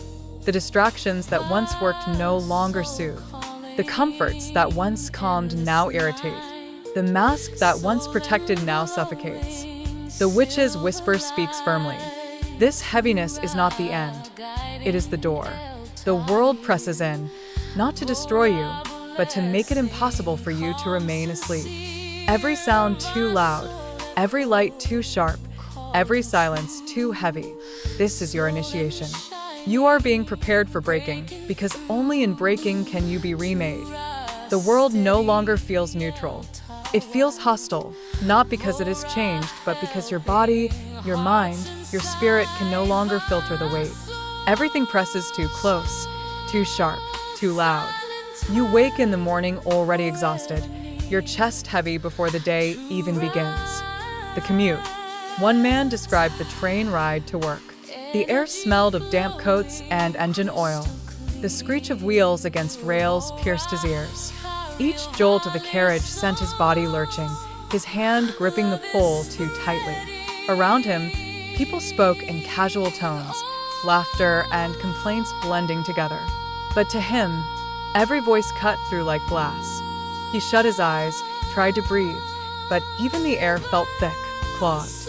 The ride lasted 30 minutes. To him, it felt like hours. By the time he stepped onto the platform, sweat clung to his back, his legs trembling. The world had not attacked him, but it had become unbearable. The home. For another, the deepening revealed itself at home.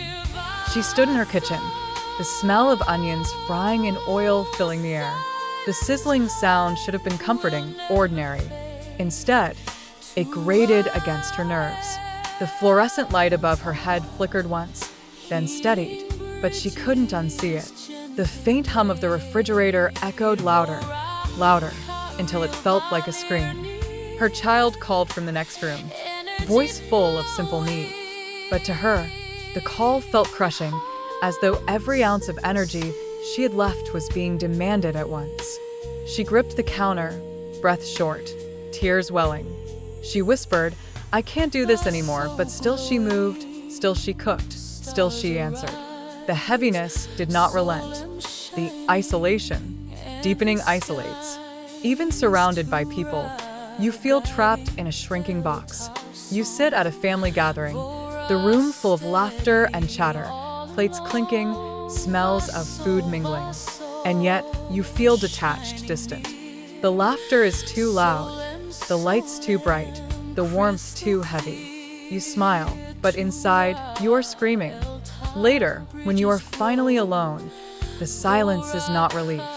It is heavier still, pressing against your ribs, filling your lungs with invisible stone. The edge. This is the threshold. Denial is gone. Pretending no longer works. Every distraction, television, scrolling, busyness, feels hollow. Every comfort, food, drink, touch, feels unbearable. You are caught between collapse and explosion, between silence and scream. Your thoughts spiral faster. I can't do this. I can't keep going. I don't know how to stop. I don't know how to speak. The words repeat, louder each time, until they become a chorus you cannot silence. Your body shakes. Your chest tightens. Tears come at unexpected times. On the bus, at your desk, in the middle of a conversation. You excuse yourself, hide in bathrooms, press your palms against your eyes. But hiding no longer helps. The weight has filled every corner. Spiritual analysis. Spiritually, the deepening is the collapse of illusions. The soul is forcing you to the edge, because only at the edge will you let go of control. This is sacred ground, though it feels unbearable. The walls close in not to destroy, but to prepare. For what comes next cannot be contained. The witch's whisper leans close, voice low and urgent. Beloved, the weight will not lift. It will break. The heaviness is not forever. It is the final contraction before release. Do not be afraid.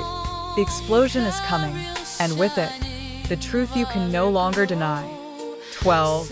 Explosion. There comes a moment when the weight is no longer bearable. You carry it day after day, telling yourself you are strong, telling yourself it will pass. But one day, without warning, the dam breaks. It is rarely planned. It is rarely dignified. It is messy, raw, uncontrollable. And in that breaking, something sacred is born. The office collapse. One afternoon, a woman sat at her desk, fluorescent lights buzzing, the scent of burnt coffee thick in the air. She had been staring at a spreadsheet for nearly an hour, numbers swimming on the screen. Her colleagues moved around her, their voices blending into meaningless chatter. And then it happened, something small, almost trivial.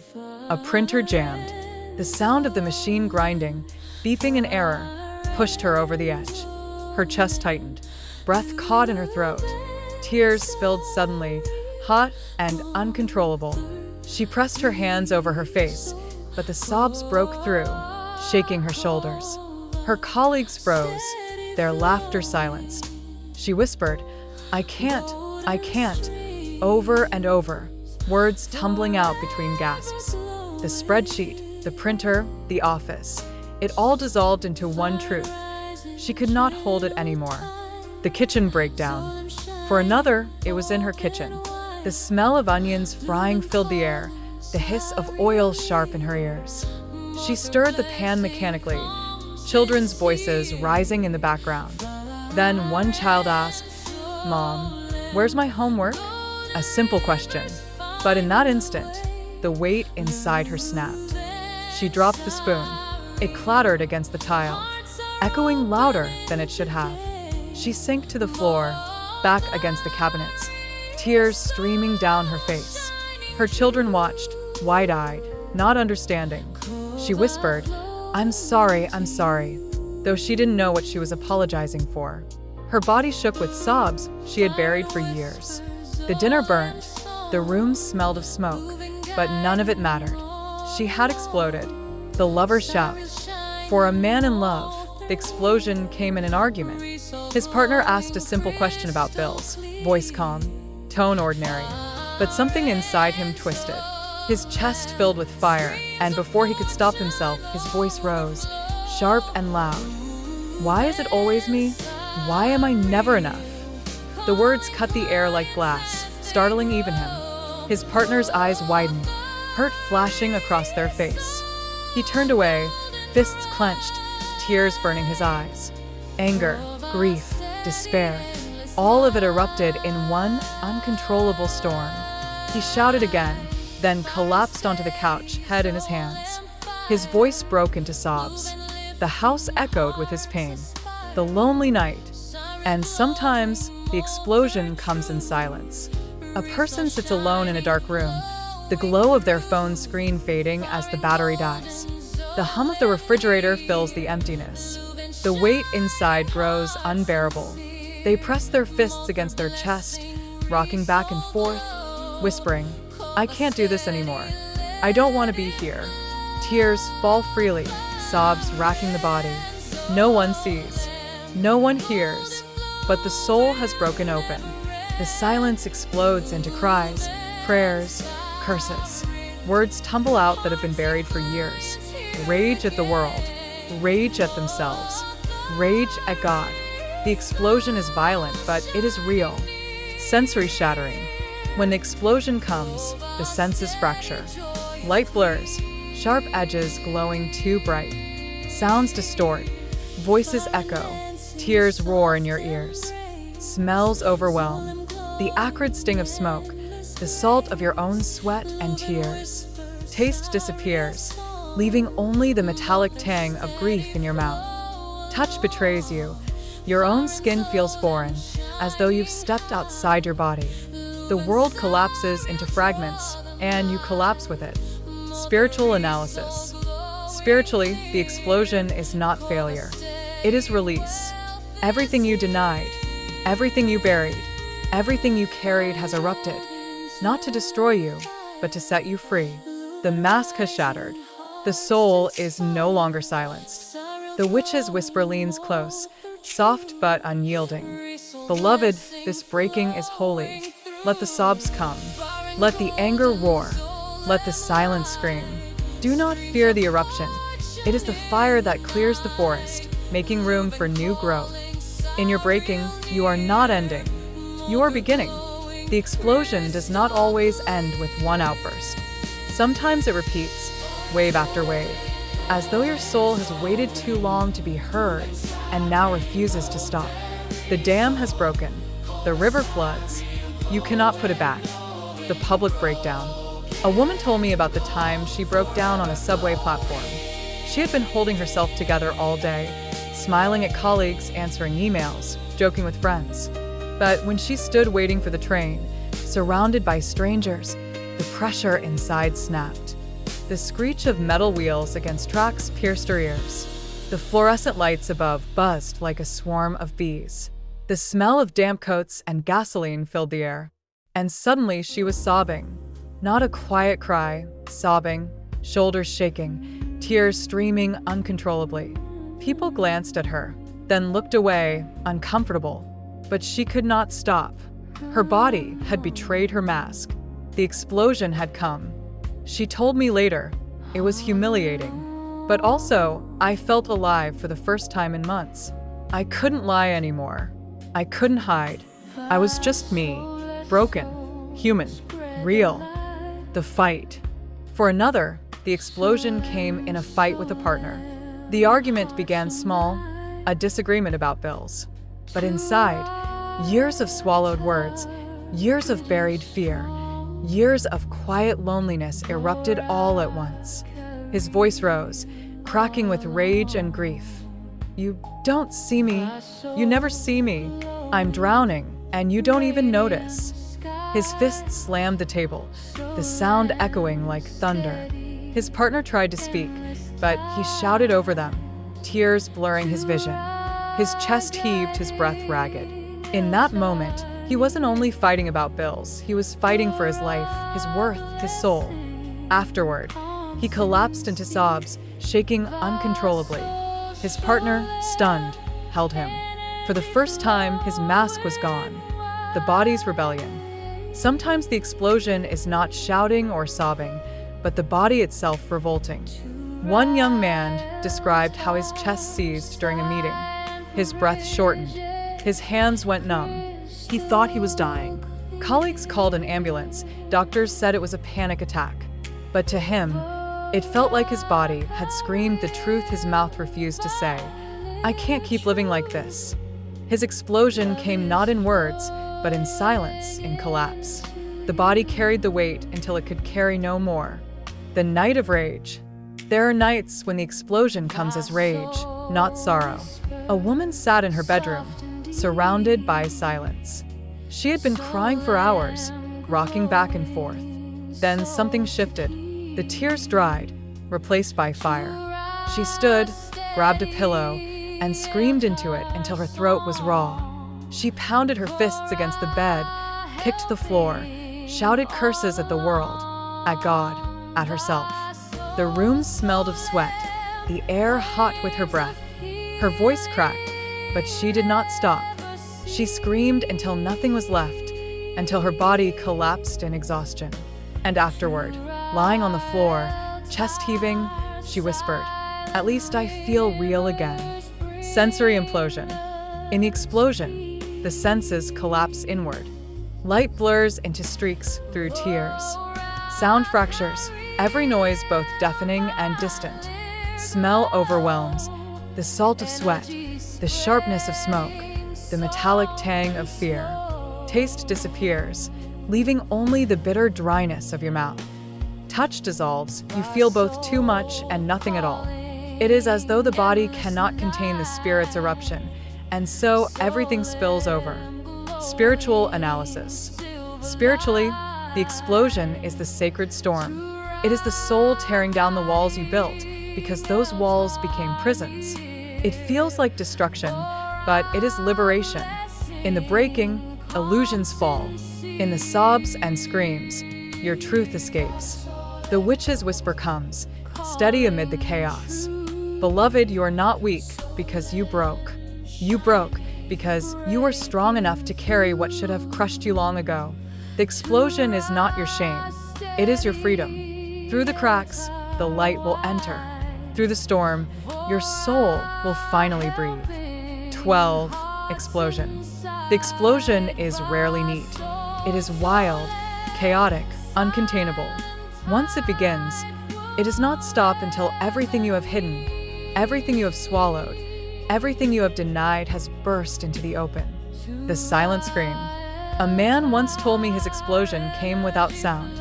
He sat alone in his apartment, the city humming faintly outside. He felt the pressure rise, his chest burning, his vision blurring.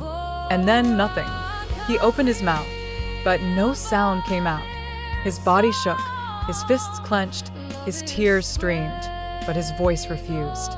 He said later, "It felt like my soul was screaming so loudly that my body couldn't contain it. The scream wasn't in the air, it was in my bones." The silence was deafening. He curled into himself, sobbing silently, shaking until the storm passed. The explosion had emptied him, left him hollow. The shattered room. For another, the explosion filled a room. She threw a glass against the wall, the sound shattering like lightning. She pounded the table with her fists, her voice rising, raw and hoarse. "Why me? Why always me?" The smell of wine soaked into the carpet. The shards of glass glittered under the harsh light. She collapsed to the floor, chest heaving, tears soaking her hands. She told me later she didn't recognize her own voice. It was deeper, rougher, almost primal. "I didn't know I could sound like that," she whispered. It was like something ancient broke free. The collapse.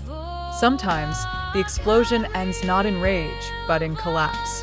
A father held himself together all day, driving his children to school, working long hours, smiling at dinner. But that night, when everyone else was asleep, he sank into the bathroom floor, his back against the cold tile. The fluorescent light buzzed above, the smell of soap sharp in his nose. He wept until he could no longer breathe, his body curling inward. He whispered, "I can't be strong anymore." The tile was hard beneath him, the tears hot on his cheeks. He stayed there for hours, until his body gave in to exhaustion. His explosion ended not with a scream, but with silence, his soul emptied, his body limp. The aftershock. Every explosion has aftershocks. Tears come again, without warning. Rage sparks unexpectedly. Your body trembles long after the storm ends. You feel raw, exposed, fragile. Yet, in the quiet that follows, something else begins to stir, a strange, fragile peace. It is not comfort, not yet, but it is release. The weight that once pressed so heavily has shattered. The walls that once confined you are broken. For the first time in years, perhaps decades, you feel the air reach deeper into your lungs. Sensory remnants. After the explosion, the senses shift. Light feels softer, though your eyes still sting. Sound is muted, as though the world has stepped back. Smell fades, leaving only the salt of dried tears. Taste is absent, your mouth dry, your throat sore. Touch feels foreign, your skin tingling from exhaustion. The body is drained, but the spirit has begun to breathe again. Spiritual analysis. Spiritually, the explosion is sacred fire. It is destruction, yes, but also purification. The lies you told yourself, the masks you wore, the denial you clung to, they cannot survive the blaze. They are consumed. What remains is fragile, but it is true. The witch's whisper leans close, softer now, almost tender. "Beloved, you have broken, and yet you are still here. This is not the end. It is the clearing. Through your sobs, through your screams, through your silence, the soul has spoken. Do not fear what has fallen away. From this rubble, something new will rise, toward the pause." And so you lie there, in your bed, on the floor, in the bathroom, on the subway bench, wherever the explosion has left you. Your chest is empty, your throat raw, your body trembling. You have nothing left to give. And in that emptiness, silence finally comes. Not the suffocating silence of denial, but a different kind. A silence that feels almost gentle, almost like the space after a storm, when the air is still heavy with rain, but the thunder has passed. This is where the witch waits. Not with more noise, not with demands, but with a whisper. The whisper pause is coming. 13. Whisper pause. The storm has passed, but the air is still heavy. You lie there, wherever the explosion left you, on the floor, on the bed, against the wall, maybe even in a public place where you had no choice but to collapse. Your chest still rises and falls unevenly, breath shallow, throat raw. The taste of salt lingers on your lips. The smell of sweat clings to your skin. Your body is trembling, drained, emptied. For the first time in weeks, months, maybe even years, there is no performance left. You have screamed until your voice broke. You have cried until the tears ran dry. You have fought until your body could no longer move. And now, there is only stillness. The world around you feels muted. The hum of the refrigerator, once unbearable, is now distant, almost background again. The light through the window feels softer, not stabbing, but diffused, like a veil has been placed over the sun. Even your heartbeat, though still fast, is beginning to slow, each thump no longer a hammer but a reminder. I am still here. The first breath. You notice your breath, not because it is calm, but because it exists.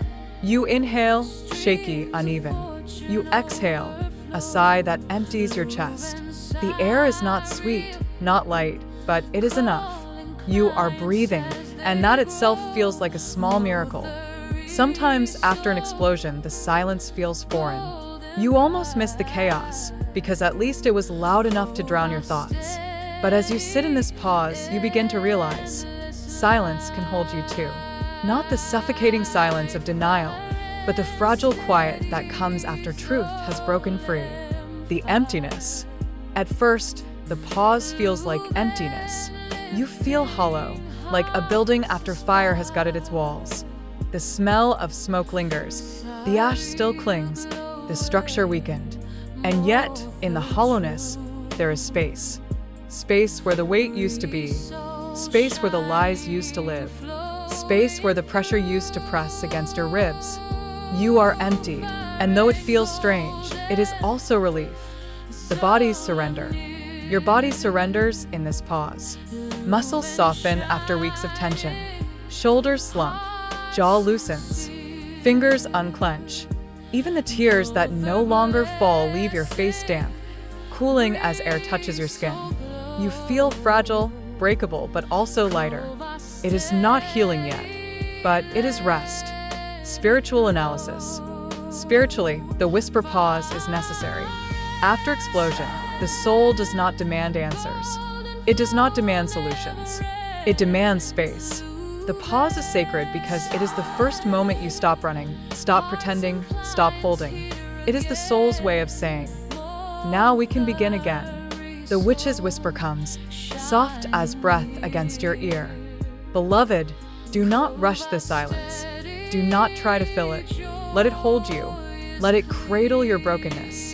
The pause is not empty. It is womb. Here, something new will grow.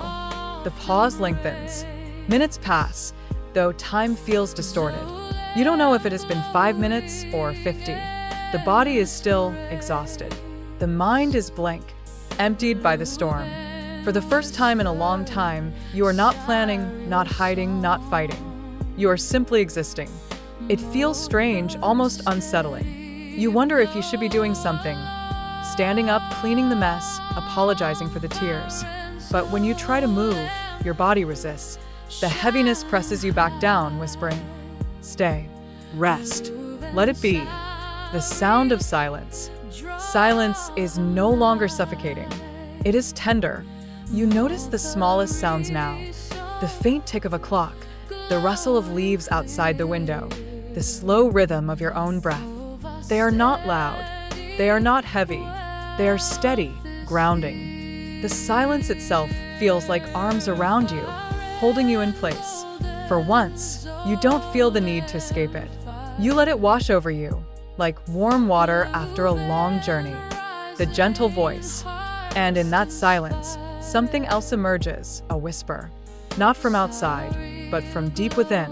It is not a command. It is not a criticism. It is simply presence. You are still here. You survived. You are allowed to rest.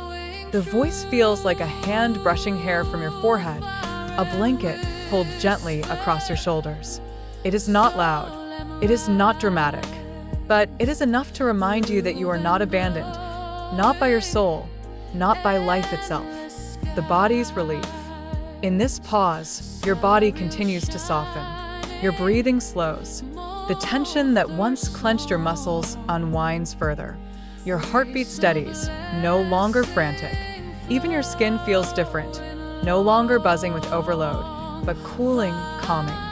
You might drift into shallow sleep, just for a few minutes, or you might simply close your eyes, floating in the quiet. Either way, your body knows. This is safety, however fragile. Spiritual analysis. Spiritually, the whisper pause is womb space. After the fire of explosion, you return to stillness, like a seed resting underground before sprouting again. Nothing grows in chaos. Growth begins in quiet. The pause is not an accident. It is initiation. The witch's whisper leans close, almost like a lullaby. Beloved, do not fear this emptiness. It is not void. It is beginning. Rest here. Breathe here. In the silence, your soul is stitching itself back together. In the quiet, the ground is being prepared for light, toward the dark night. Yet even here, the pause is not permanent. It is a breath between storms. Soon, the quiet will deepen, not into comfort, but into shadow. The silence that now cradles you will stretch wider, darker, emptier. That is where the dark night waits, not to undo this fragile healing, but to take you further. For now, you rest. But ahead lies the hollow night where even whispers feel distant. 14. Dark night. The pause that once felt gentle begins to stretch too long. At first, the silence was a relief. Finally, no pressure, no performance, no storm. But as the minutes turn to hours and the hours bleed into days, something inside begins to shift. The quiet no longer feels like safety. It feels like absence.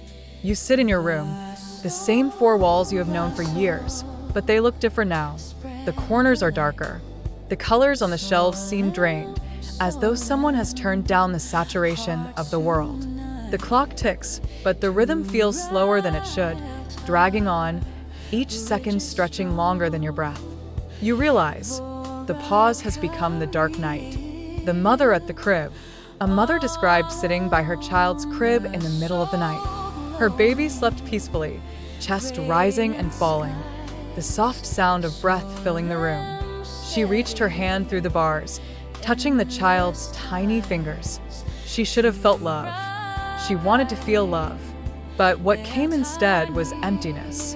Not hatred, not irritation, just nothing. The silence inside her was so loud that she wondered if she was even alive. She whispered to herself, "What's wrong with me?" Tears didn't come. Even sorrow refused her. She later told me, that was the scariest part. Not sadness, not anger, but nothing.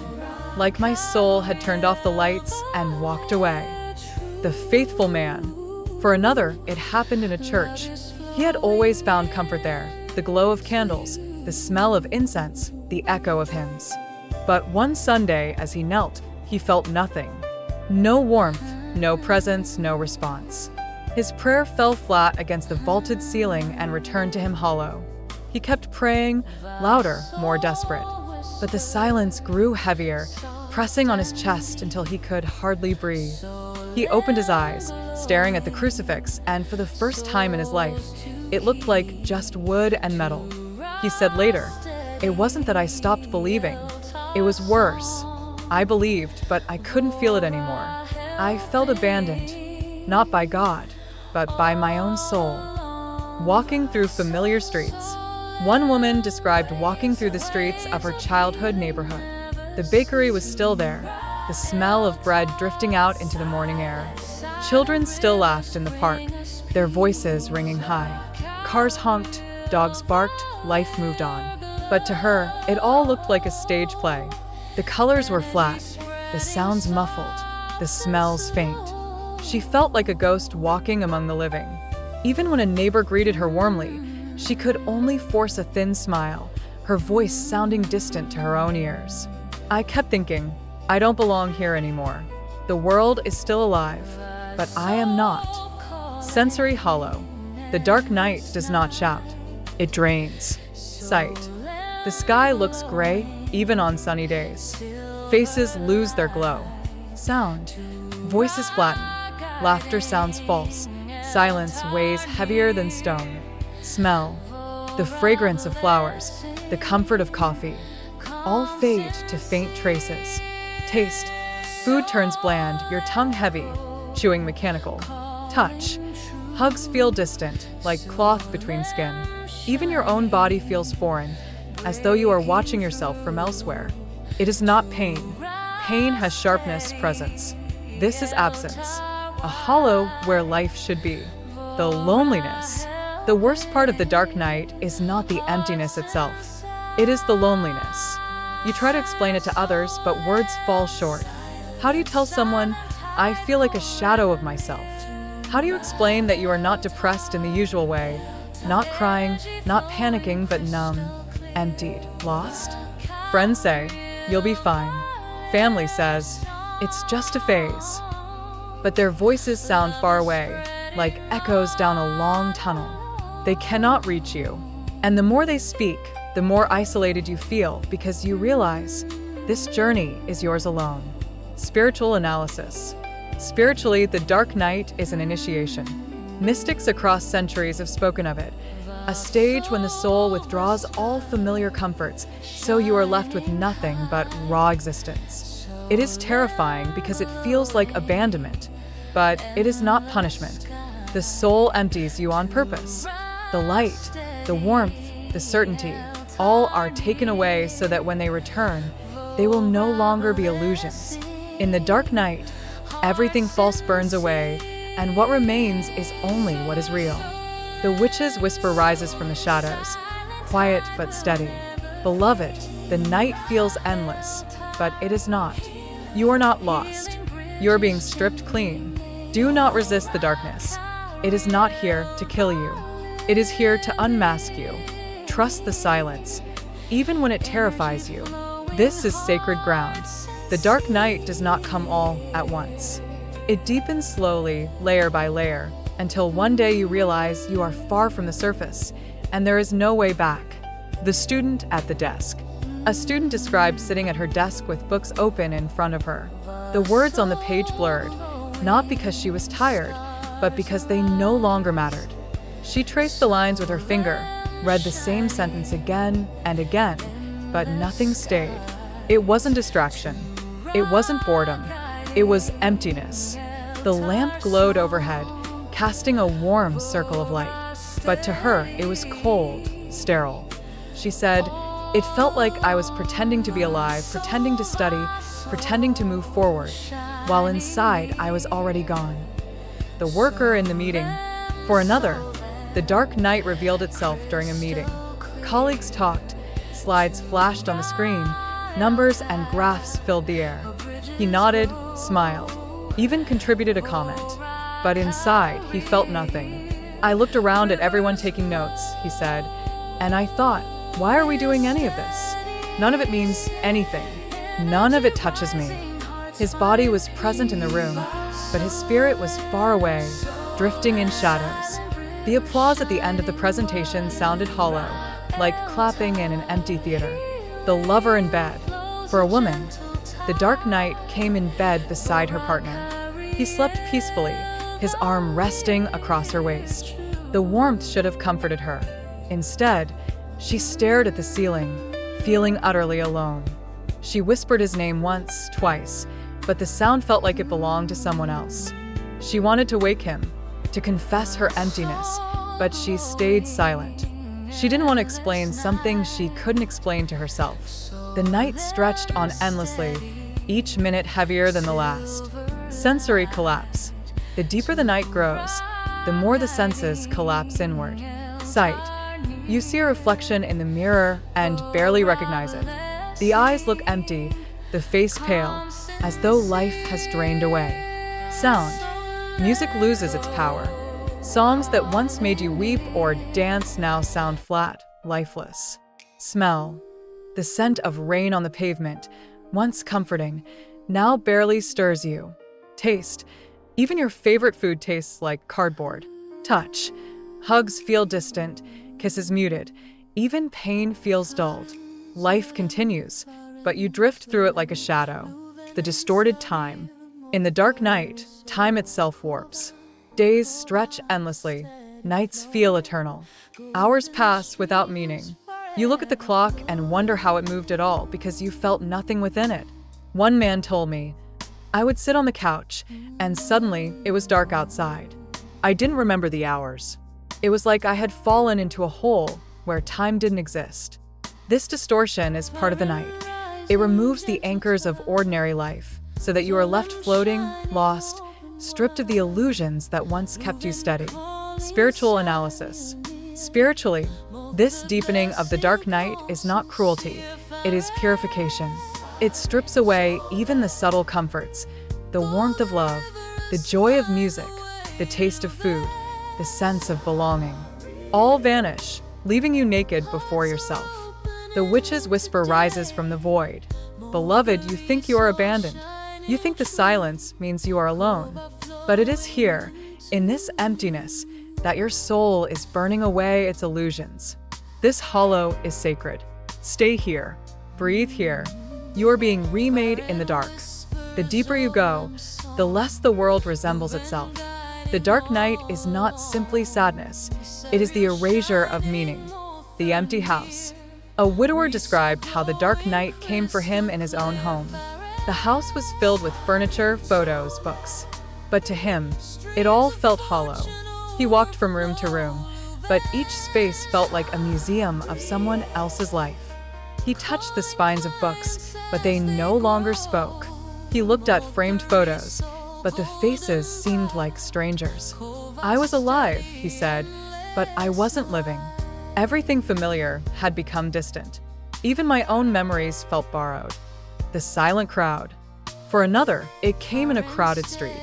People brushed past, voices rising in chatter, neon lights glowing bright.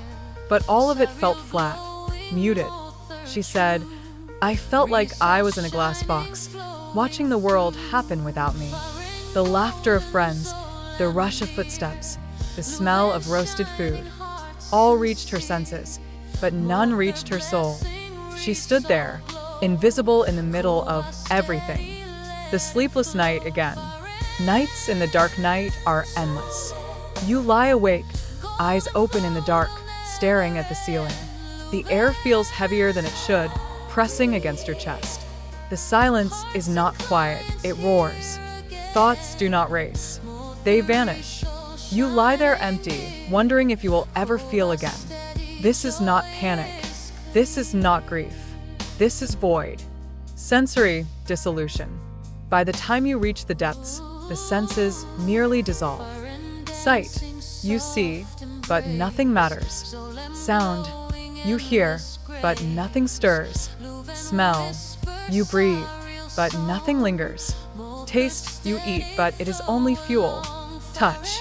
You are held, but you feel no warmth. Life has become a shadow play, and you are both actor and ghost. The breaking point. This is the lowest point. The place where you whisper, I don't care anymore. Not in anger, not in rebellion, just in surrender. The dark night has stripped everything away, hope, comfort, even the will to resist. You float in emptiness, waiting for nothing. One man told me, it felt like the death of myself. Not suicide, not even despair, just death. I was gone, though my body was still moving. Spiritual analysis. Spiritually, this final stage of the dark night is the hollowing before rebirth. The soul takes away every anchor, relationships, pleasures, even faith, so that you can see what cannot be taken. Only in emptiness do you learn what is eternal. The witch's whisper comes, faint but resolute. Beloved, you are not dying. You are being hollowed. The night feels endless because you cannot yet see the dawn. But dawn waits. Even here, in the deepest dark, the first light has already begun to stir. Toward first light. And so you remain, lying in the dark, eyes open but unfocused, chest rising and falling in shallow rhythm. Nothing moves, nothing comforts. But if you stay still long enough, you begin to notice something faint, a shift, a softening. Not light, not yet, but the memory of it. The dark night is not forever. The first light is coming. 15. First light. The dark night felt endless. You lay in it for hours, days, maybe weeks, with no sense of time, only the weight of absence. You had surrendered. You had stopped asking for answers, stopped waiting for rescue. You had accepted that maybe this hollow would never end. And then something shifts. It is not a blaze, not a sunrise, not even a spark. It is smaller than that. Perhaps it is the way your chest rises just a little deeper than before, air slipping further into your lungs. Perhaps it is a single word whispered in your mind, so soft you wonder if you imagined it. Perhaps it is the warmth of a tear finally falling after weeks of numbness. The light begins in fragments. The woman and the window. One woman told me that her first light came while washing dishes. She had been standing at the sink, hands moving automatically, eyes blank. Outside, the sky was gray, the street empty. Then, as she rinsed a glass, she noticed a sliver of sunlight piercing the clouds. It was nothing dramatic, just a thin beam falling across the counter, catching the water droplets, turning them into tiny prisms. But she froze. For the first time in months, she thought, that's beautiful. Her chest ached as tears welled up. Not despair this time, but something gentler. A reminder that beauty had not vanished, that her eyes could still see it, that maybe, just maybe, life was not gone. The man and the stranger. For a man, the first light appeared on a subway. He sat slumped, shoulders heavy, eyes staring at the floor. The train rocked. The air smelled of sweat and metal. Then, as passengers shuffled off, a child stumbled. He instinctively reached out, steadying the small body. The child looked up at him, eyes wide, and smiled. Just a quick smile, gap-toothed and innocent. It lasted seconds. But in those seconds, the man felt something crack open. Warmth spread in his chest, so foreign he almost didn't recognize it. It wasn't joy, not yet, but it was something alive. The breath in the dark. Sometimes, the first light comes with no external trigger. You sit in the dark, the silence pressing against your ribs, and suddenly your breath shifts. You notice it, not shallow, not forced, but steady. A rhythm. Inhale, exhale. For weeks, breathing had been heavy, suffocating. But now, for no reason, air moves easier. The lungs expand. The body loosens. You think, I am still here. I am breathing. I am alive. And that awareness itself is light. Sensory return. The first light touches the senses gently. Sight. Colors return in faint hues. A flower brighter, a sky less gray. Sound. A bird call pierces the silence. Not loud, but clear. Smell. Coffee carries a sharper edge, bread smells warmer. Taste. A sip of water feels refreshing, almost sweet. Touch. The brush of fabric against your skin feels present, grounding, no longer unbearable. It is not overwhelming. It is subtle, but after emptiness, even subtle feels miraculous. Spiritual analysis. Spiritually, the first light is not given, it is revealed. The dark night stripped everything false, leaving only the bare soul. And in that rawness, you discover the light was never gone. It was hidden beneath the weight, waiting for space to shine. The witch's whisper comes like dawn. Beloved, this is not illusion. This is not trick.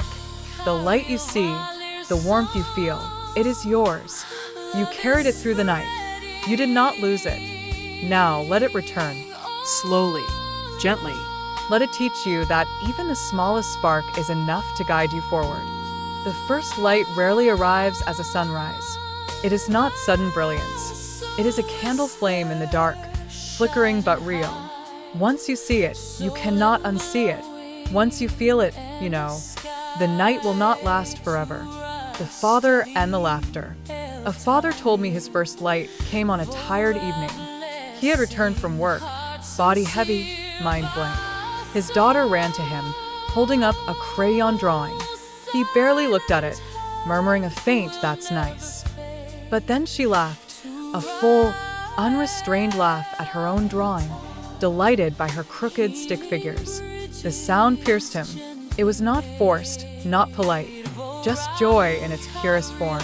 And for the first time in months, his lips curved, not because he tried, but because the laughter pulled it out of him. He said, "It hurt almost.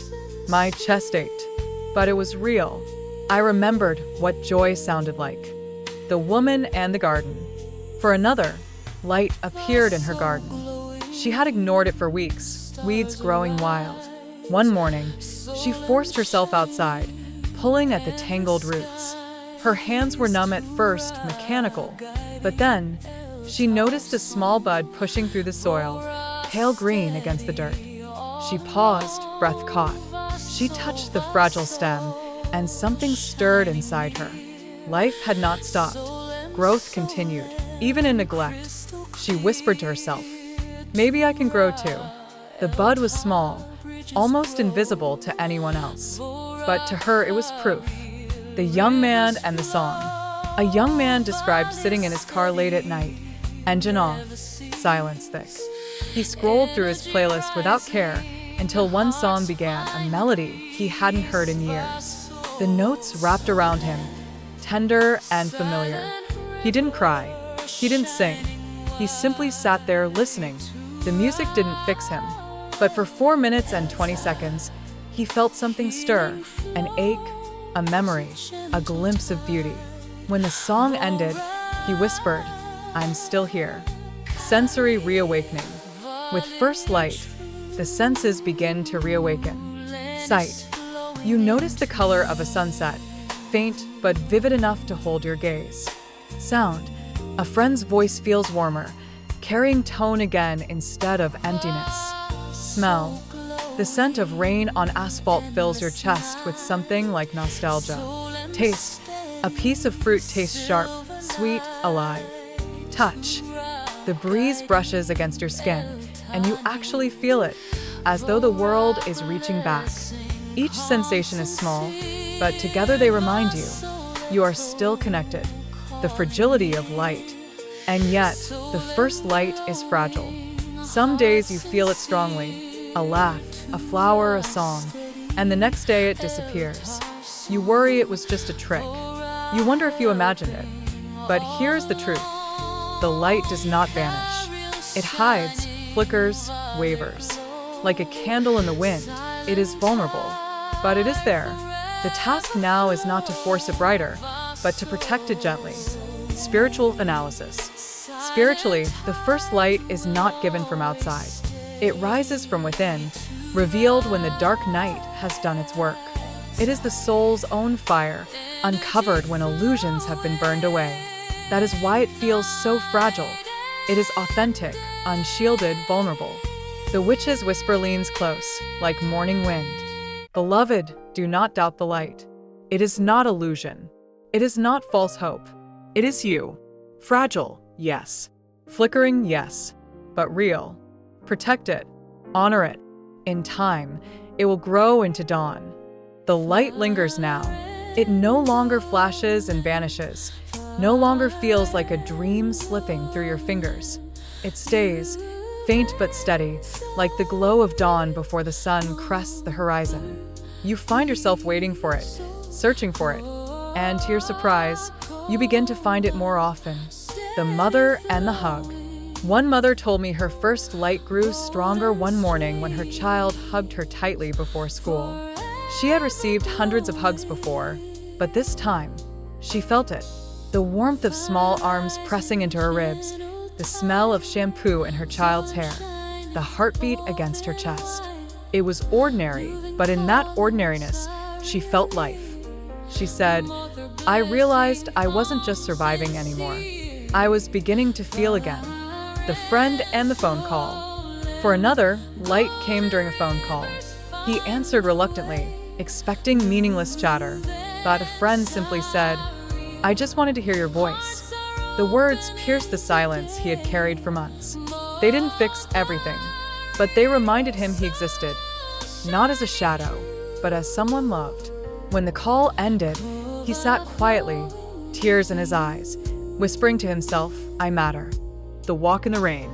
A woman described walking home in the rain. Normally, she would have rushed, cursing the wetness. But this time she slowed. The cool drops slid down her skin. The smell of rain filled her chest. The sound of water hitting the pavement surrounded her like music. She stretched out her hand, letting droplets gather, and for the first time in months, she smiled. "It was rain," she said simply. "But to me, it was light." Sensory expansion. As the light grows, the senses expand. Sight. The sky feels wider, colors deeper, even shadows less threatening. Sound. Music begins to stir emotion again. Laughter feels contagious. Smell. The scent of food awakens appetite. Flowers stir memory. Taste. A warm drink feels comforting, not empty. Touch. Holding a hand feels grounding, no longer foreign. What once felt flat now begins to pulse with life. The shift in the soul. The first light is not yet dawn, but it is enough. Enough to remind you that you are alive. Enough to whisper that the dark night is not the end. Enough to stir something deep inside, a willingness to speak again. For after silence and emptiness, the soul begins to ask questions. Not desperate cries for rescue, but honest words, fragile and trembling. Who am I now? What do I want? What truth have I been running from? The light gives you courage to face yourself. Spiritual analysis. Spiritually, this is the turning point. The first light signals that the soul has survived its purification. It has been hollowed, stripped, emptied, and now, slowly, it begins to fill again. The filling is not with illusions, but with truth. The witch's whisper glows like dawn on your skin. Beloved, the light is not outside you. It was always within, hidden beneath the weight of years. Now it shines again, small but real. Protect it. Let it guide you into your next conversation with yourself. For in the light, you will finally be ready to listen toward inner dialogue. And so you sit quietly, breathing deeply. The night still lingers, but the light is here. You look at your reflection, not the empty shadow you once saw, but a fragile, living soul. You are ready now not to shout, not to beg, but to speak honestly. The next step is not to the world, but inward. The inner dialogue waits. 16. Inner dialogue. The light has returned. Not blazing, not overwhelming, but steady enough to hold. And with the return of light comes something new. The courage to listen. For the first time after silence, after emptiness, after collapse, you are ready to hear the voice within. The room within. Close your eyes and imagine yourself in a room. It may look like your bedroom, or perhaps it is blank, for white walls, no windows, no doors. You are sitting alone, but you are not truly alone. Across from you sits someone. They look familiar. Their posture is weary, their eyes tired, but when they lift their head, you see yourself. This is the inner dialogue. The first words. At first, it is hard to speak. Your throat feels tight, your tongue heavy. You have shouted before, begged before, cursed before, but this is different. This is not to the world, not to God, not to others. This is to yourself. The first words come out shaky, almost a whisper. Why are you hurting? Why do you keep pretending? The self across from you shifts uncomfortably. For a moment, you think they will not answer, but then, slowly, the reply comes. Because I'm afraid. Because if I stop pretending, I don't know who I'll be. The case of the student. A young student told me her inner dialogue began one night at her desk. She had been staring at her notes, exhausted, when she suddenly spoke aloud. I can't do this anymore. She expected silence. But then she heard her own voice answering, soft but clear. Then stop doing it the old way. She froze. It wasn't madness. It wasn't hallucination. It was herself finally allowed to speak. The case of the mother. For a mother, the inner dialogue came in the kitchen while folding laundry. She whispered, "I'm so tired of being strong." And inside, a voice answered, "Then stop calling it strength when it's only survival." She sat down on the floor, clothes tumbling from her hands, tears spilling freely. It wasn't anger. It wasn't despair. It was recognition. Sensory space. The inner dialogue often feels like a sensory shift. Sight. You see yourself in mirrors, in memories, in dreams. The face is familiar, but more fragile, more real. Sound. The voice is your own, but gentler, clearer, stripped of denial. Touch. Sometimes you feel the weight of your own hand in your lap, grounding you, reminding you that you are here. Breath. Each inhale steadies you, each exhale clears space for truth. Spiritual analysis. Spiritually, the inner dialogue is not imagination. It is the soul speaking through the self. For so long, you silenced it with busyness, denial, distraction. Now, stripped bare, you can finally listen. The witch's whisper leans close, like a hand guiding your chin upward. Beloved, do not be afraid of this voice. It is not enemy, not stranger. It is you. Listen. Even if the words tremble, even if the truths hurt, they are the key to your freedom. The first words have been spoken. The silence has cracked. And once the dialogue begins, it refuses to stop. Questions tumble out, hesitant at first, then sharper, more demanding. The self across from you listens, answers, resists, trembles. It is not neat. It is not gentle. But it is real. The questions that cut. You hear yourself asking, why did you hide so long? Why did you pretend to be fine when you weren't? And the reply comes, shaky but honest. Because no one wanted the truth. Because if I showed my pain, they would leave. Because if I stopped smiling, I was afraid I would disappear. The words sting. You want to argue, but you know they are true. Another question rises. Why do you keep carrying everyone else's weight? Why do you keep saying yes when you are already breaking? The reply this time comes louder, almost like a shout. Because if I say no, they will stop loving me. Because my worth has always been what I can give, not who I am. The words echo in the room, heavy as stone. You feel tears pressing at the corners of your eyes. The case of the worker. A man told me his inner dialogue cornered him during a sleepless night. He asked himself, why am I always working, always exhausted, always empty? And the voice inside answered, because you believe rest is weakness. Because you think if you stop, the world will forget you. Because deep down, you don't believe you are enough. He said, it broke me. I realized I wasn't working just for money. I was working to earn love I never believed I deserved. The case of the daughter. A woman confessed that her inner dialogue began with rage. She shouted at her reflection, why do you let them walk all over you? Why do you never fight back? The answer came, quiet but devastating. Because if I fight, I lose them. And losing them feels worse than losing myself. She said later, I had to sit with that truth for days. It was ugly, but it was mine. The weight of truth. The inner dialogue is heavy because it leaves no place to hide. You cannot blame others here. You cannot distract yourself. The mirror speaks back, and it speaks with your voice. I am afraid of being alone.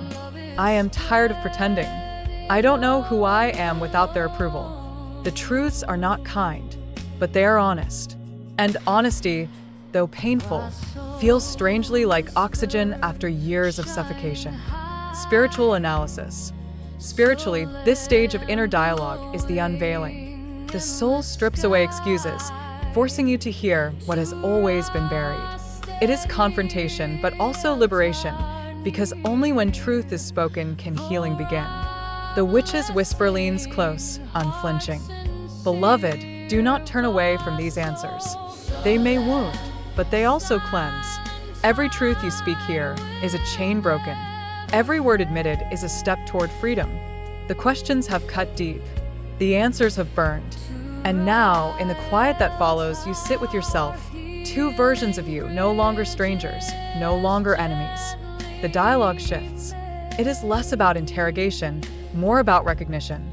The words of admission. You whisper, I am exhausted. And the self across from you nods, I know.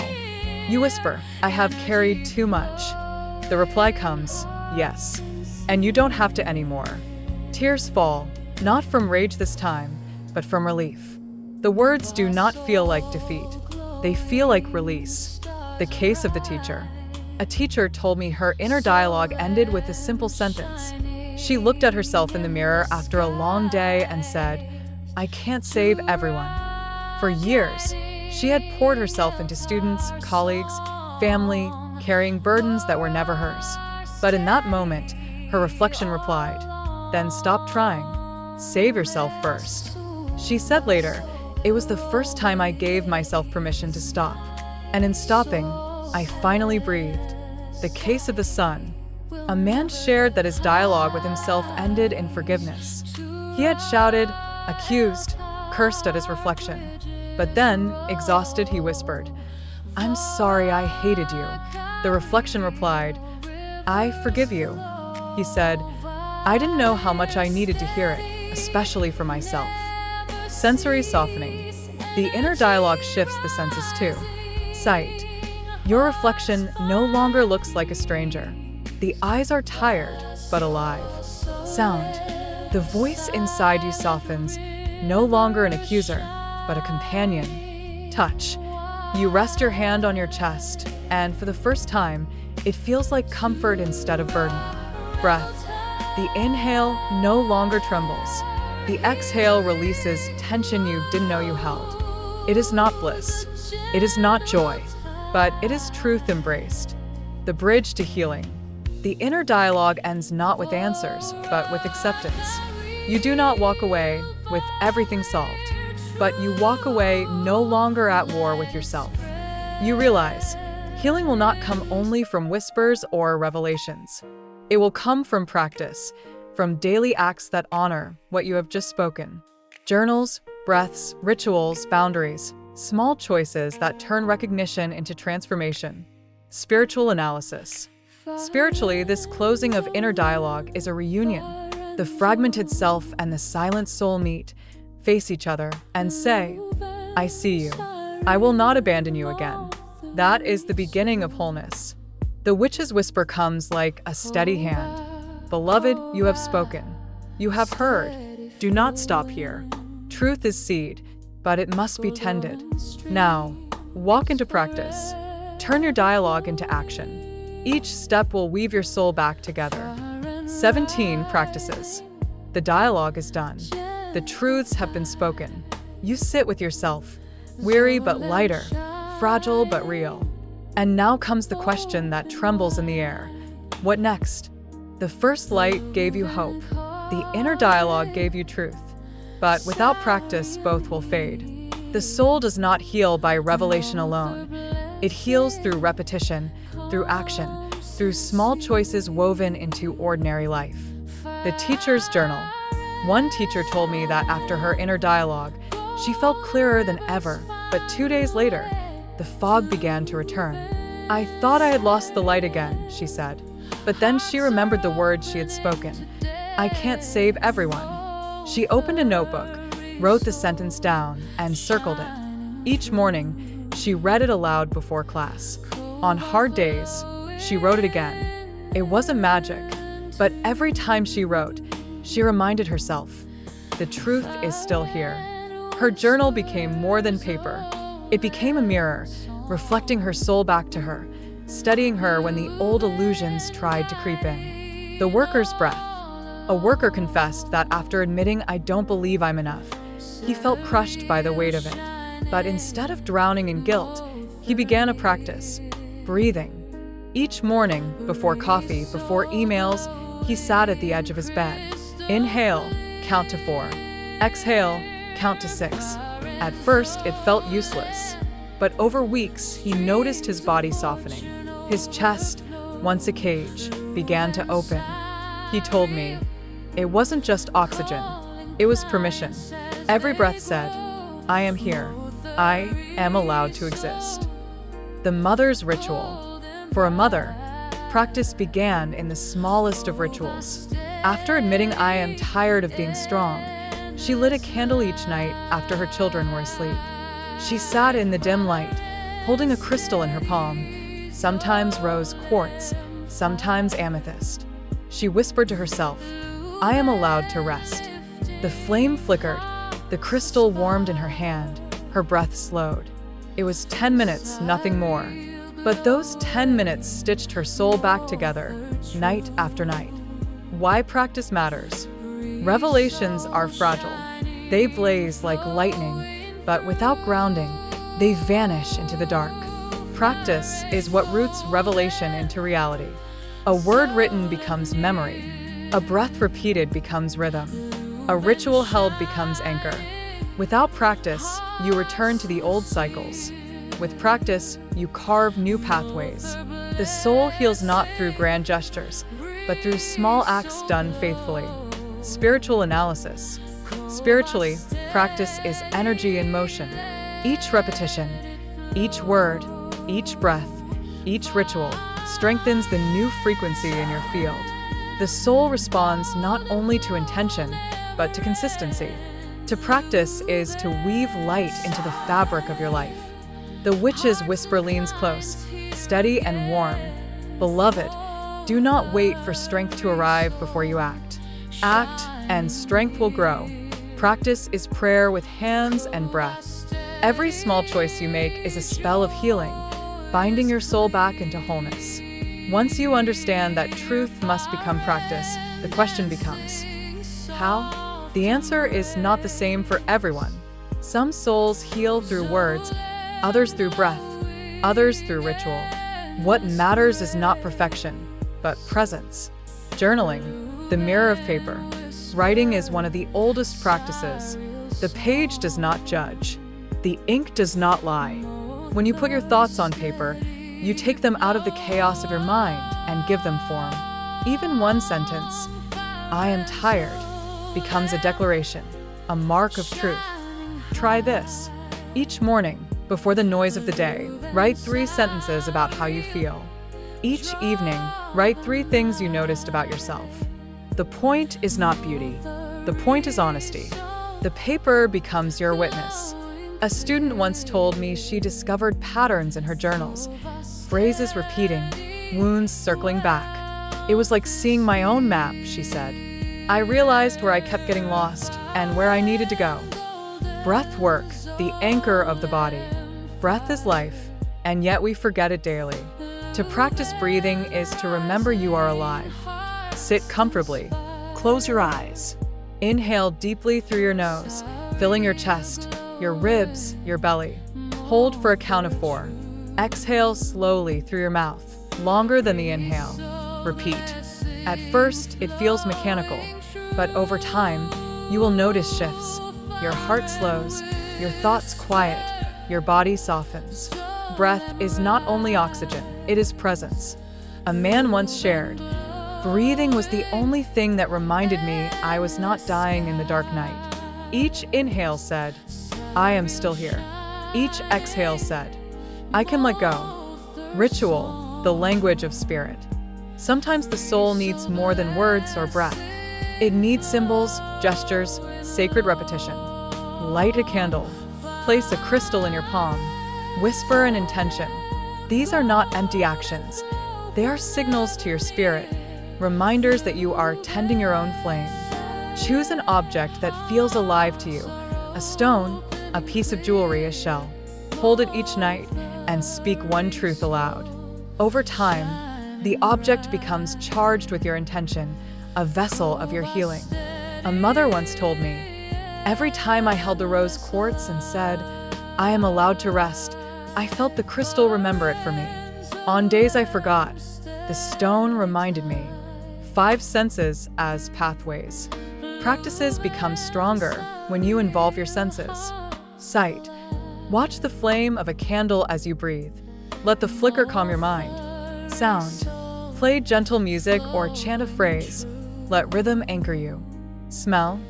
Burn incense, light sage, or simply breathe the scent of tea. Let aromas signal your soul it is safe. Taste. Drink water slowly with awareness. Let each sip remind you of nourishment. Touch. Hold a crystal. Press your palm against your chest, or rest your hand on the earth. Let your body remember it belongs here. Healing is not abstract, it is sensory. The body, when engaged, becomes ally to the soul. Spiritual analysis. Spiritually, practices are agreements. When you journal, you agree to tell yourself the truth. When you breathe, you agree to return to presence. When you ritualize, you agree to honor the sacred in daily life. These agreements weave light back into your field, thread by thread. The witch's whisper hums steady. Beloved, do not underestimate the small. A sentence on a page, a single deep breath, a candle lit in darkness. Each is a doorway. Each is a stitch. Each is enough to remind you. You are healing. You are whole. You are home. Practices begin as actions, but with time, they become more than habits. They transform into sacred agreements between you and your soul. Each repetition whispers, I choose to stay. I choose to heal. I choose to be here. The man with stones. One man carried a small pouch of stones wherever he went. Each morning, he chose one at random and placed it in his pocket. Rose quartz reminded him to soften. Tiger's eye reminded him to stand tall. Amethyst reminded him to breathe. At first, it was superstition, a way to feel safe. But months later, he realized the stones had become teachers.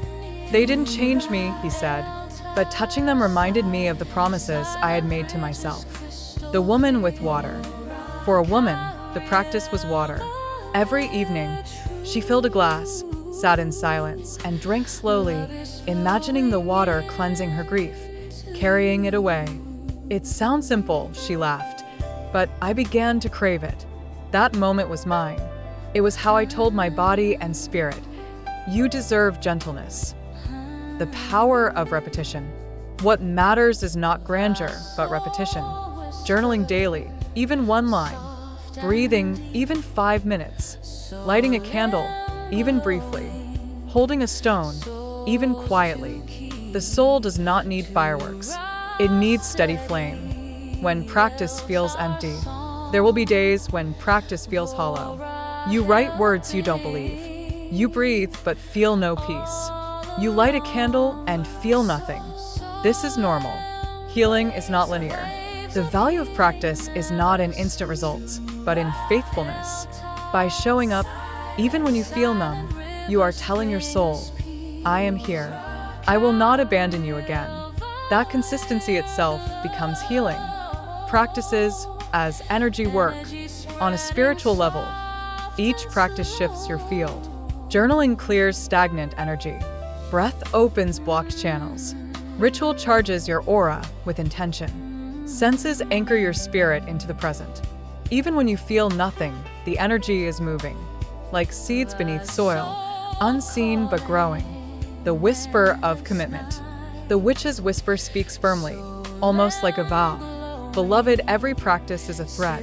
Alone, a thread seems fragile, but weave them daily, and soon they become a tapestry strong enough to hold your soul. Do not wait for perfect belief. Begin. Begin again. Each act is sacred. Each act is spell. Each act is love toward healing. And so you practice. A page, a breath, a candle, a sip of water. Small, steady, sacred. Over time, the fragments of your soul begin to stitch together. You are not healed yet, but you are healing. And that is enough. From practice, the path opens. From repetition, strength grows. And from the smallest choices, the great work of the soul begins to mend itself. The next step is deeper still. Not only practicing, but allowing those practices to repair you. That is where healing waits. 18. Healing. Healing does not arrive with a trumpet or a burst of light. It begins quietly, almost imperceptibly, like a thread being pulled through torn fabric. You practice journaling, breathing, rituals, and at first it feels mechanical, fragile, even pointless. But then something changes. The thread begins to hold. The fabric begins to mend. The release in the body. A woman told me that after weeks of nightly breath work, she noticed something subtle. Her shoulders, once knotted and rigid, began to soften. She hadn't even realized how much she had been carrying until the weight began to lift. It wasn't fireworks, she said. It was waking up and realizing my jaw didn't ache anymore. It was feeling my breath move all the way into my belly for the first time in years. Her healing didn't roar. It whispered, but she felt it. the man who slept again. For another, healing arrived as sleep. Months of insomnia had left him hollow, eyes burning, mind restless. But one evening, after lighting a candle and writing a single sentence, "I forgive myself for today," he drifted into slumber. He woke 6 hours later, stunned. Not because 6 hours was much, but because it was more than he had known in months. Night after night, the ritual continued, and sleep returned slowly, like a friend knocking gently at his door. The return of emotion. Sometimes healing is the return of tears, not from despair, but from softness. A mother shared how one night, holding her child's small hand as they slept, tears slid down her cheeks. For months, she had felt nothing, but now, the tears were not emptiness. They were love. She whispered, "I'm still capable of feeling." That realization itself was healing. Sensory markers of healing. When healing begins, the senses shift again. Sight. Colors grow fuller. Sunsets look richer. Not just backdrops, but invitations. Sound. Music stirs you. The laughter of others no longer feels distant, but resonates in your chest. Smell. The scent of rain, of bread, of earth, reminds you of belonging. Taste. Food carries pleasure again, not just fuel. Touch. The weight of a blanket feels comforting. A hug feels like home. Healing does not erase the scars. It reminds the body and soul that they can still feel alive. Spiritual analysis. Spiritually, healing is not the erasure of pain. It is the integration of it. The cracks remain, but they are filled with light. The memories remain, but they are no longer cages. Healing is the soul saying, "I have not forgotten what hurt me, but I will no longer let it define me." The witch's whisper leans close, gentle as warm hands on your shoulders. Beloved, healing is not a destination. It is not perfection. It is this moment, your breath, your softness, your willingness to stay. Every crack in you is a place for light to enter. Every scar is proof that you survived. Let them remain. Let them shine. Healing is not only the absence of pain. It is the presence of something new. Gentleness where there was once tension, warmth where there was once cold, breath where there was once suffocation. The teacher's laughter. A teacher told me that her first sign of healing was laughter. For months, she had moved through her classroom like a ghost, speaking only what was required. But one day, a student made a clumsy joke, and before she could stop herself, she laughed. It startled her. The sound felt foreign, sharp in her ears. But then she realized it was hers. Her own laughter, returning like a bird that had been gone too long. She said, "It felt like my soul had stretched, like a window had opened inside me." The worker and his anger. For a man, healing came disguised as anger. He had always buried his frustration, swallowing it until it turned into silence. But after months of practice, journaling, breath, ritual, he finally allowed himself to shout, to pound his fists into a pillow, to name what had hurt him. It was messy, but afterward he felt lighter. He said, "For the first time, my anger didn't control me. I released it, and it left space inside me. Space for peace." Healing does not always look calm. Sometimes it roars before it soothes. The mother and her reflection. Another woman shared that healing appeared in the mirror. For years, she had avoided looking at her reflection, too tired, too worn, too ashamed. But one morning, after weeks of lighting a candle and whispering, "I am allowed to rest," she caught her own eyes. She expected disgust. Instead, she felt compassion. The face staring back was lined, weary, imperfect, but alive. She whispered to her reflection, "You're still here, and I love you for that." That moment stitched something back together in her soul. Sensory deepening of healing. As healing deepens, the senses not only return, they enrich. Sight. You notice not just color, but texture, the veins in a leaf, the grain in wood, the sparkle in eyes. Sound. Music resonates deeper. Voices carry tone and meaning. Silence feels nurturing instead of cruel. Smell. Aromas stir memory. Lavender calms you.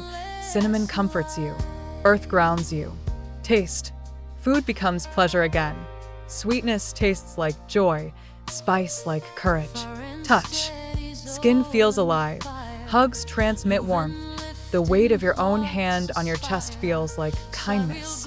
These senses weave the soul back into the body, reminding you, I belong here. I am whole here. Spiritual analysis. Spiritually, healing is reunion.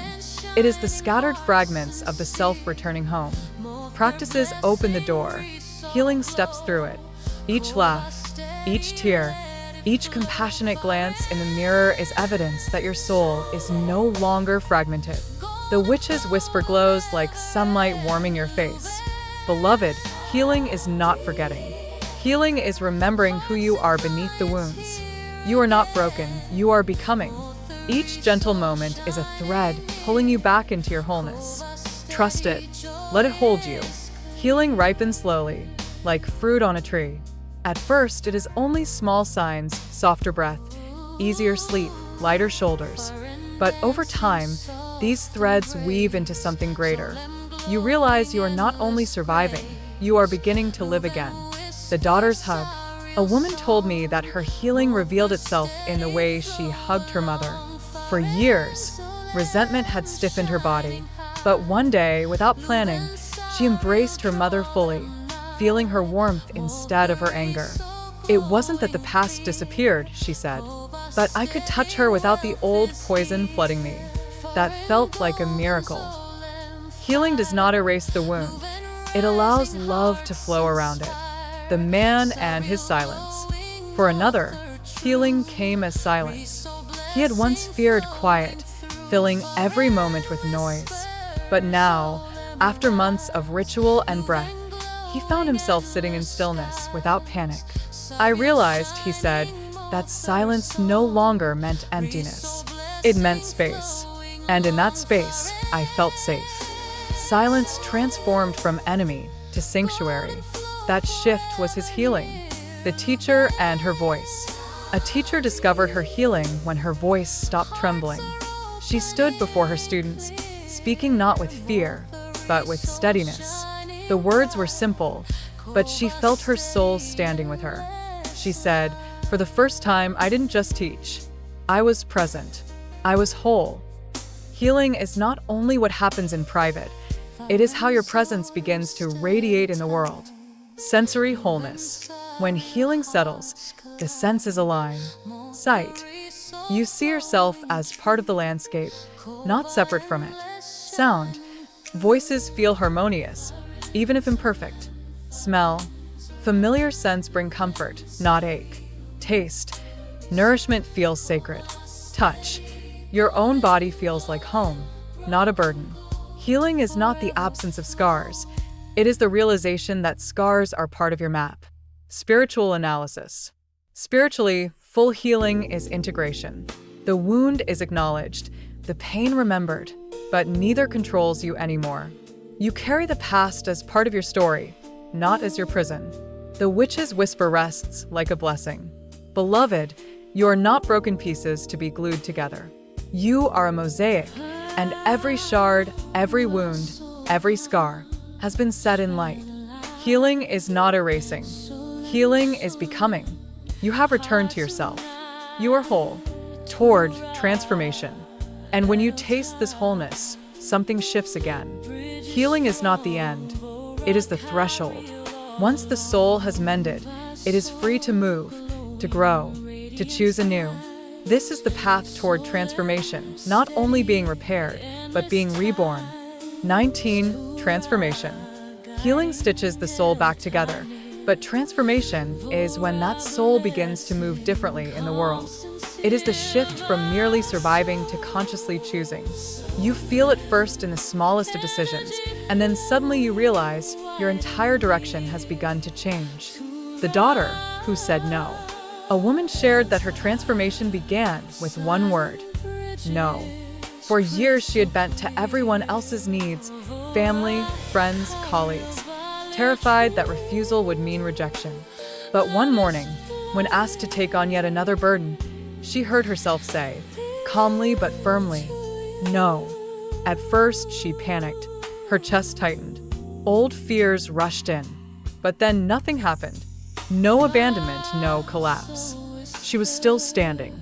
In that silence, she realized she had crossed into new territory. She told me later, it wasn't just a word. It was a new life beginning. The worker who chose rest. For another, transformation came not in doing more, but in choosing less. He had always tied his worth to his productivity, his identity to his exhaustion. But after months of practice and healing, he made a radical choice. He left work on time. "I thought the world would crumble without me," he said. "But instead, I found myself at home, eating dinner slowly, hearing music again.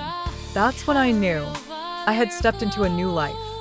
Transformation sometimes looks like rebellion, but in truth, it is alignment.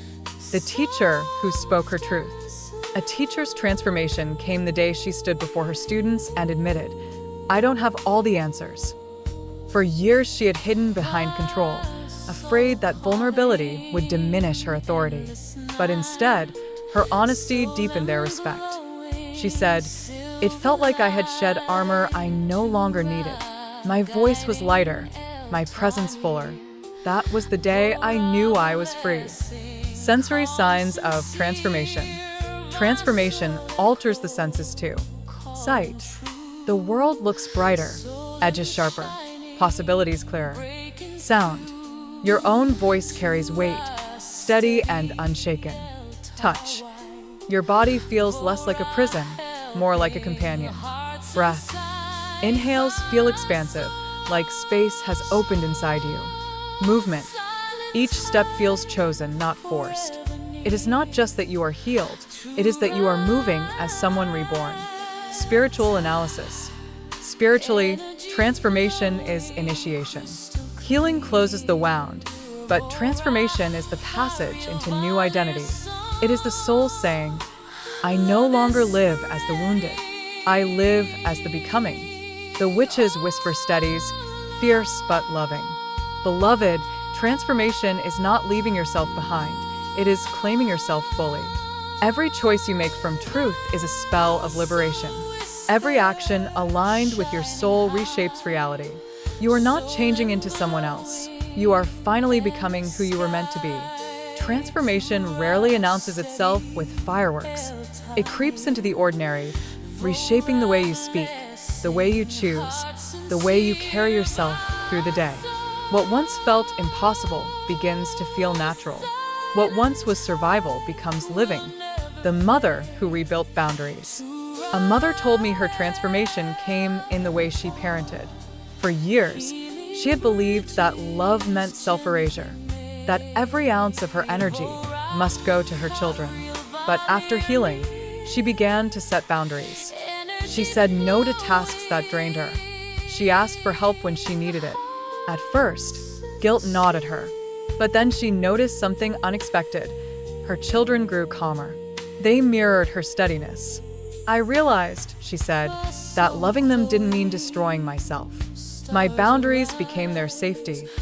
Transformation here was not less love, but deeper love, love anchored in truth. The worker who redefined success. Another man shared that transformation appeared in his career. He had chased titles, promotions, endless hours, believing that worth was measured by exhaustion. But healing had softened him, and he began to see differently. One day, he turned down a promotion that would have devoured his time.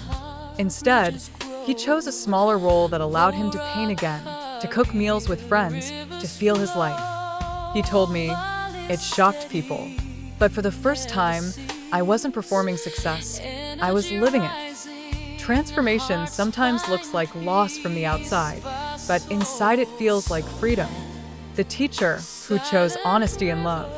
A teacher confided that her greatest transformation was in her marriage. For years, she had silenced her needs, afraid of conflict. But after facing herself in inner dialogue and healing her wounds, she finally spoke. "I told him, I need tenderness. I need to be seen." My voice shook, but I said it. Her husband, startled but moved, began to respond differently. Their conversations deepened, intimacy returned, and for the first time in years, she felt chosen again. Her transformation was not just her own. It rippled outward, reshaping her relationship. Sensory expansion of transformation. When transformation roots itself, the senses feel amplified, alive. Sight. The mirror no longer shows only flaws. It reflects growth. Sound.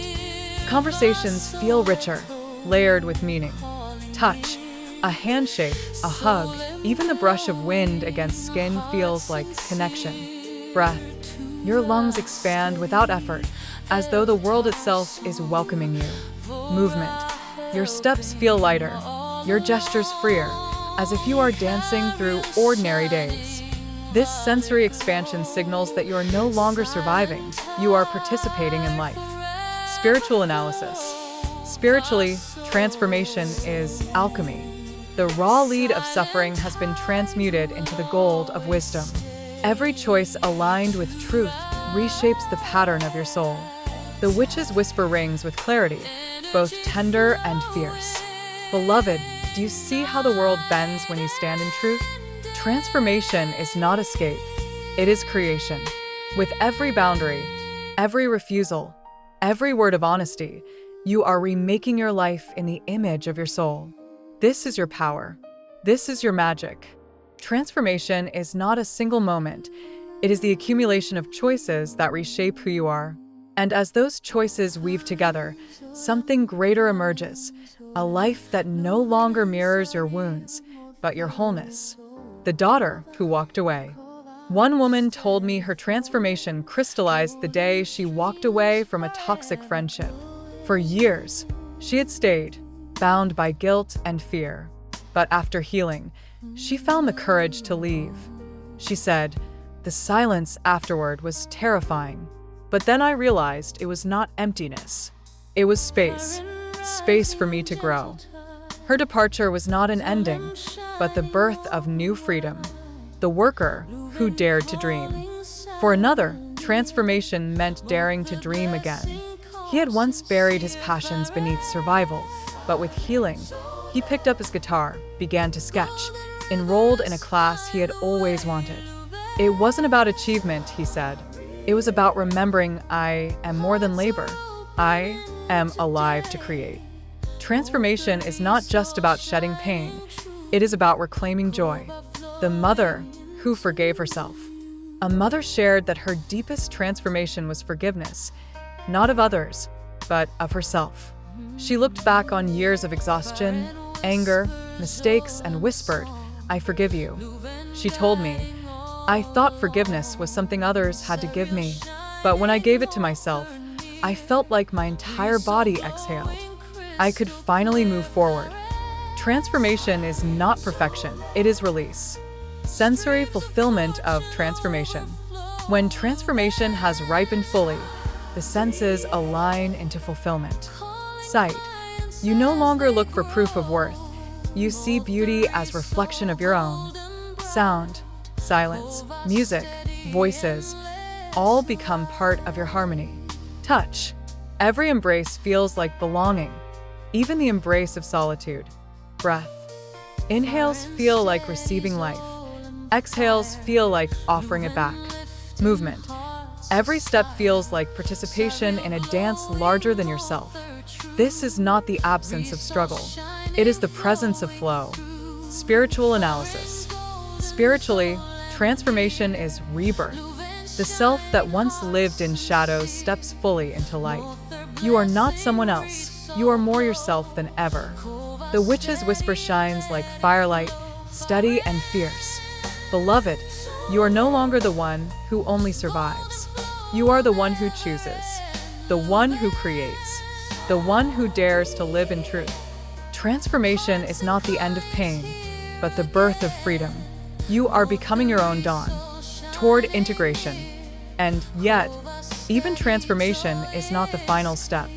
To live in this new way, you must weave it back into the ordinary. The routines, the daily tasks, the relationships that shape your hours. Transformation must be grounded to last. That is the work of integration, bringing the lessons home. letting soul and reality align, so your new life is not only felt, but lived. 20. Integration. Transformation changes you, but integration roots you. Without integration, your breakthroughs remain as memories of light, soon fading in the weight of routine. But with integration, every ordinary act becomes a thread tying your soul to your life. The morning after. One woman told me she knew she had integrated when her mornings felt different. For years, she had woken with dread, rushing through tasks on autopilot. But after healing and transformation, she paused. She opened her curtains and let sunlight touch her face. She brewed tea and inhaled its steam before drinking. These were small things, 2 minutes of stillness, but she said, "That was when I knew I wasn't just transformed in spirit. I was living it." Integration begins not in grand rituals, but in ordinary mornings. The worker at his desk. A man described how integration showed up at work. Before, every email triggered panic. Every meeting drained him. After his transformation, he began to breathe before opening his inbox, reminding himself, "I am more than what I produce." At first, it felt forced, but with time, it became natural. His colleagues noticed his calm, his steady presence. "It wasn't that my work got easier," he said. "It was that I stopped abandoning myself in the middle of it." Integration is when you no longer leave your soul outside the office door. The mother and her evenings. For a mother, integration appeared in the evenings. Instead of collapsing into exhaustion, she created a ritual of gentleness, lighting a candle while her children played, placing her hand on her heart, whispering one kind word to herself. "It didn't take away the chaos," she said, "but it reminded me I still belonged to myself. I wasn't just a role, I was a soul." Integration is when, even in the noise, you can still hear your own whisper. Sensory texture of integration. Integration feels different from healing or transformation. Healing softens, transformation shifts. Integration steadies. Sight. You notice the same streets, but they look less hostile, more alive. Sound. The hum of the city, the chatter of family, the silence of night. Each feels part of your rhythm. Smell. Coffee, rain, books, skin. They remind you of presence. Taste. Meals no longer vanish unnoticed. You savor them, even briefly. Touch. The weight of a pen, the warmth of a mug, the texture of sheets, all anchor you in being. Integration is not about new experiences. It is about experiencing the old in a new way. Spiritual analysis. Spiritually, integration is alignment. Your soul no longer floats above your life or hides in rituals. It inhabits your every act. Brushing your teeth, answering calls, walking down the street. These become sacred because you are present within them. The witch's whisper speaks with calm certainty. Beloved, transformation gave you wings, but integration teaches you to walk with them folded gracefully at your sides. You do not need to soar to prove your light. Living with your soul intact in ordinary hours, that is the true miracle. Integration is the art of returning home, not to the old wounds, but to a new way of living with them. It is walking through the same doors, meeting the same people, facing the same routines, but carrying a different soul. The daughter at the dinner table. A daughter told me her proof of integration was at her family's dinner table. For years, the conversations had been battles, every word a trigger. But after healing and transformation, she sat at the same table and noticed something different. Her body stayed calm. She didn't need to prove herself. She didn't shrink either. She simply ate, listened, spoke when she wished. It wasn't dramatic, she said. It was just peace. That is integration, when the places that once shattered you no longer hold power over you. The worker and his commute. A worker shared how his integration revealed itself during his commute. Before, the train was suffocation, crowds pressing, noise buzzing, his chest tight. But now, he put on music, breathed slowly, and let the rhythm of the train rock him like a cradle. The train didn't change, he said. I changed. I carried my peace with me. Integration is not changing the world. It is carrying a new world inside you. the mother and her future. For a mother, integration came the day she planned her future. Not out of fear, not out of duty, but out of hope. She enrolled in a class she had always postponed, not because it was practical, but because it was hers. She said, "I realized my healing wasn't just for survival. It was for creation, for joy." Integration is when you no longer postpone your life. You begin to live it fully. Sensory steadiness of integration. By now, the senses have quieted into steadiness. Sight. The mirror no longer startles, it greets. Sound. Your own voice feels like a friend. Touch. Your body feels like a companion, not an enemy. Breath. Each inhale feels like arrival. Each exhale feels like release. Movement. Ordinary gestures, washing dishes, tying shoes, locking doors, feel sacred because they are done with presence. Integration is the everyday miracle of being fully here. Spiritual analysis. Spiritually, integration is wholeness lived, not in silence alone, not in rituals alone, but in the mundane. It is when brushing your teeth becomes prayer, when folding laundry becomes meditation, when a walk to the market becomes communion. The witch's whisper closes the journey with love. Beloved, you have walked through darkness, cracked, collapsed, healed, and transformed. Now you return, not as who you were, but as who you have become. Carry your soul into your days. Let every act, however small, be woven with presence. This is how magic lives. This is how you live. The circle closes. And so the journey closes, not with a grand finale, but with a steady heartbeat. The soul and the self are no longer at war. You are here, whole, ordinary, extraordinary. Integration is not the end. It is the beginning of a life where you no longer abandon yourself. The soul glowing, stars arise, soul and shining, and the sky.